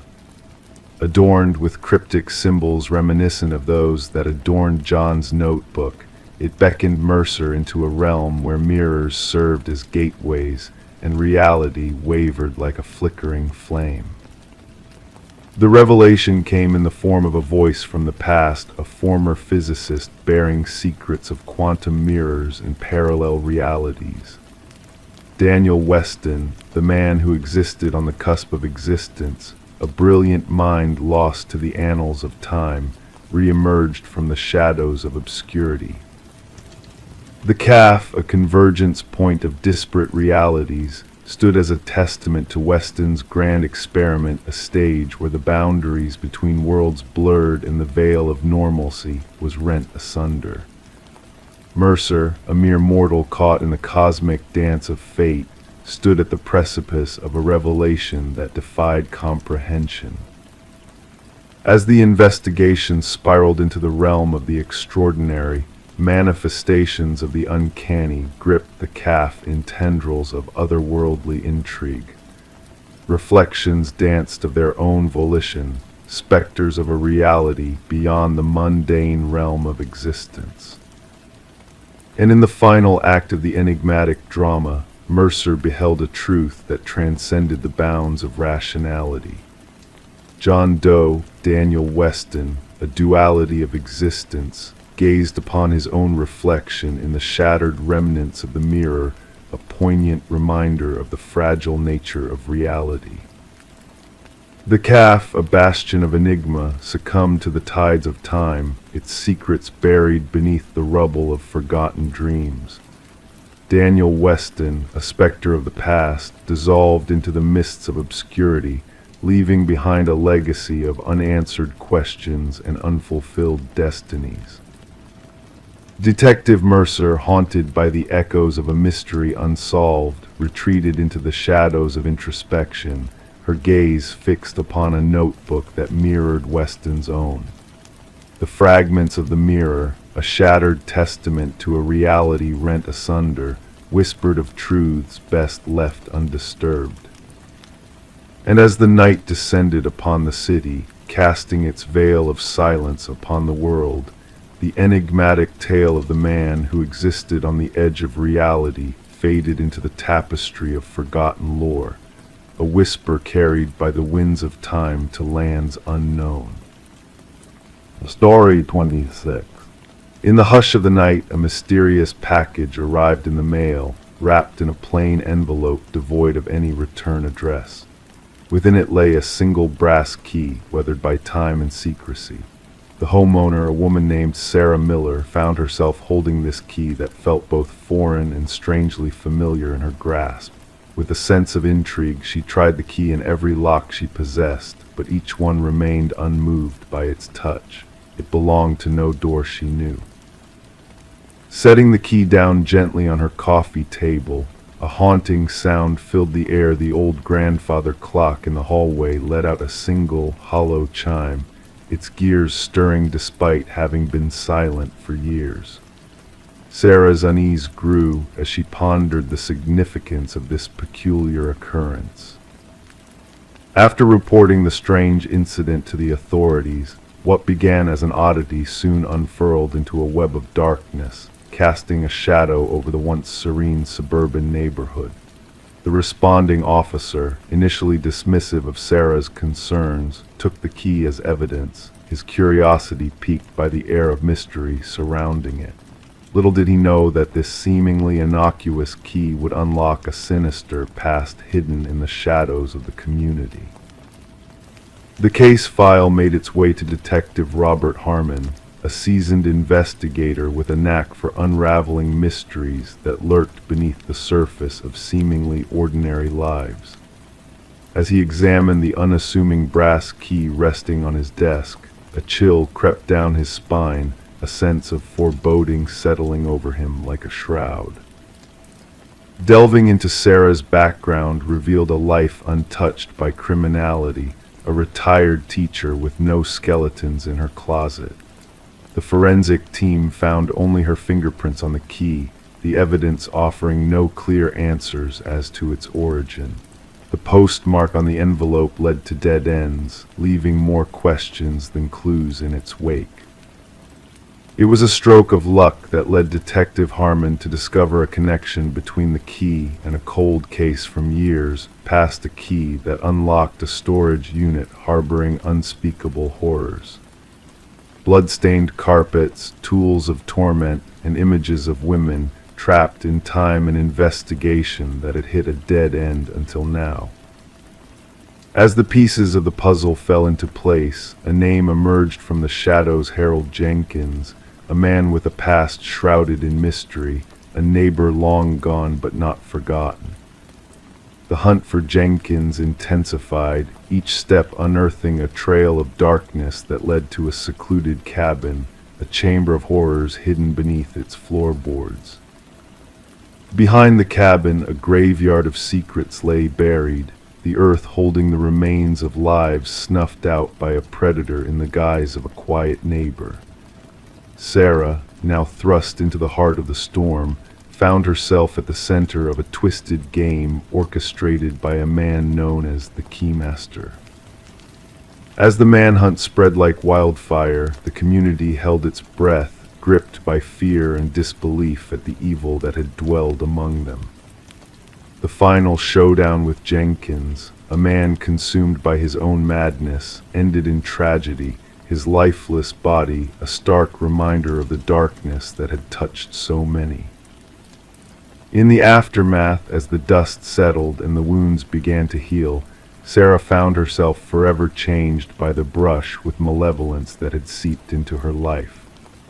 The keys, silent witnesses to unspeakable horrors, served as a grim reminder of the fragility of peace and the shadows that lurked beneath the surface of normalcy.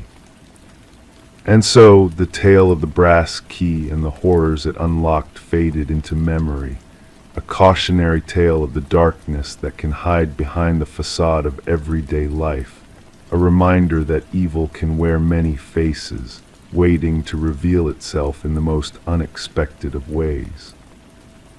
Story 27, The Realtor's Secret. The realtor's listing spoke of charm and character, nestled in the heart of a sleepy suburban neighborhood. The Mercer family, seeking a fresh start, felt drawn to the two-story house with its faded siding and creaking floors. They moved in during the depths of winter, when shadows lingered long and the trees whispered secrets to the wind.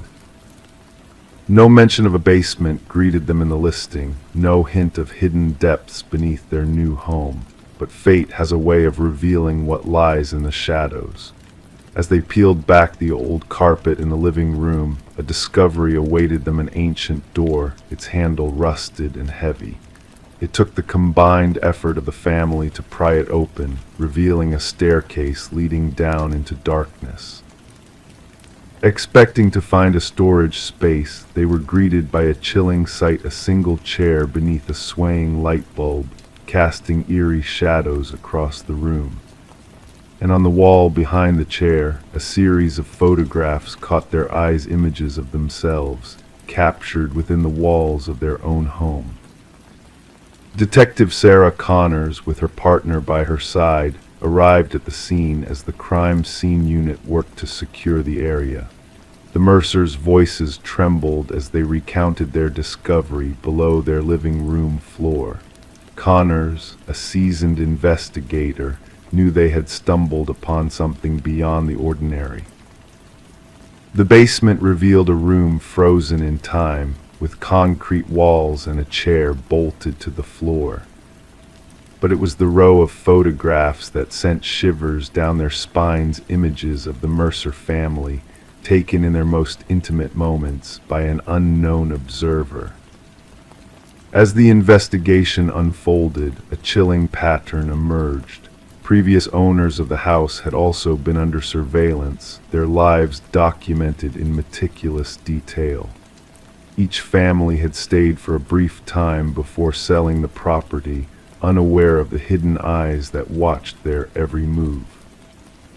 Forensic analysis uncovered hidden recordings scattered throughout the house, capturing conversations and moments meant to be private. The mystery deepened as they delved into the history of the property, finding discrepancies and secrets buried within its walls.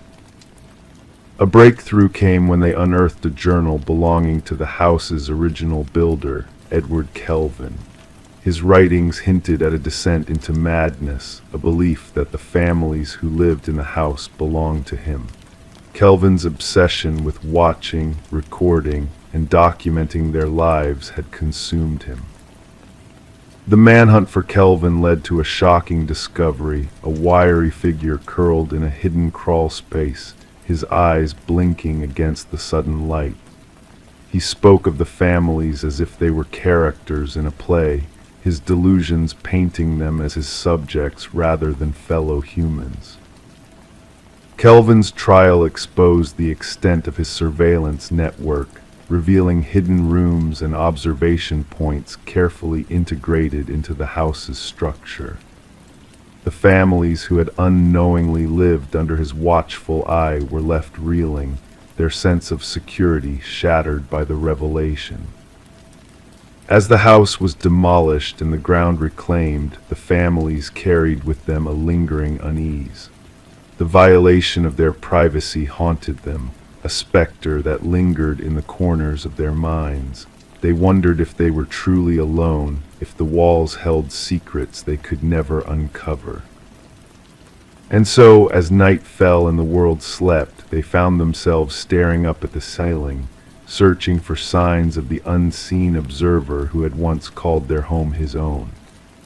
In the silence of the night, the echoes of the past whispered through the empty rooms, a reminder of the hidden truths that lurked beneath the surface.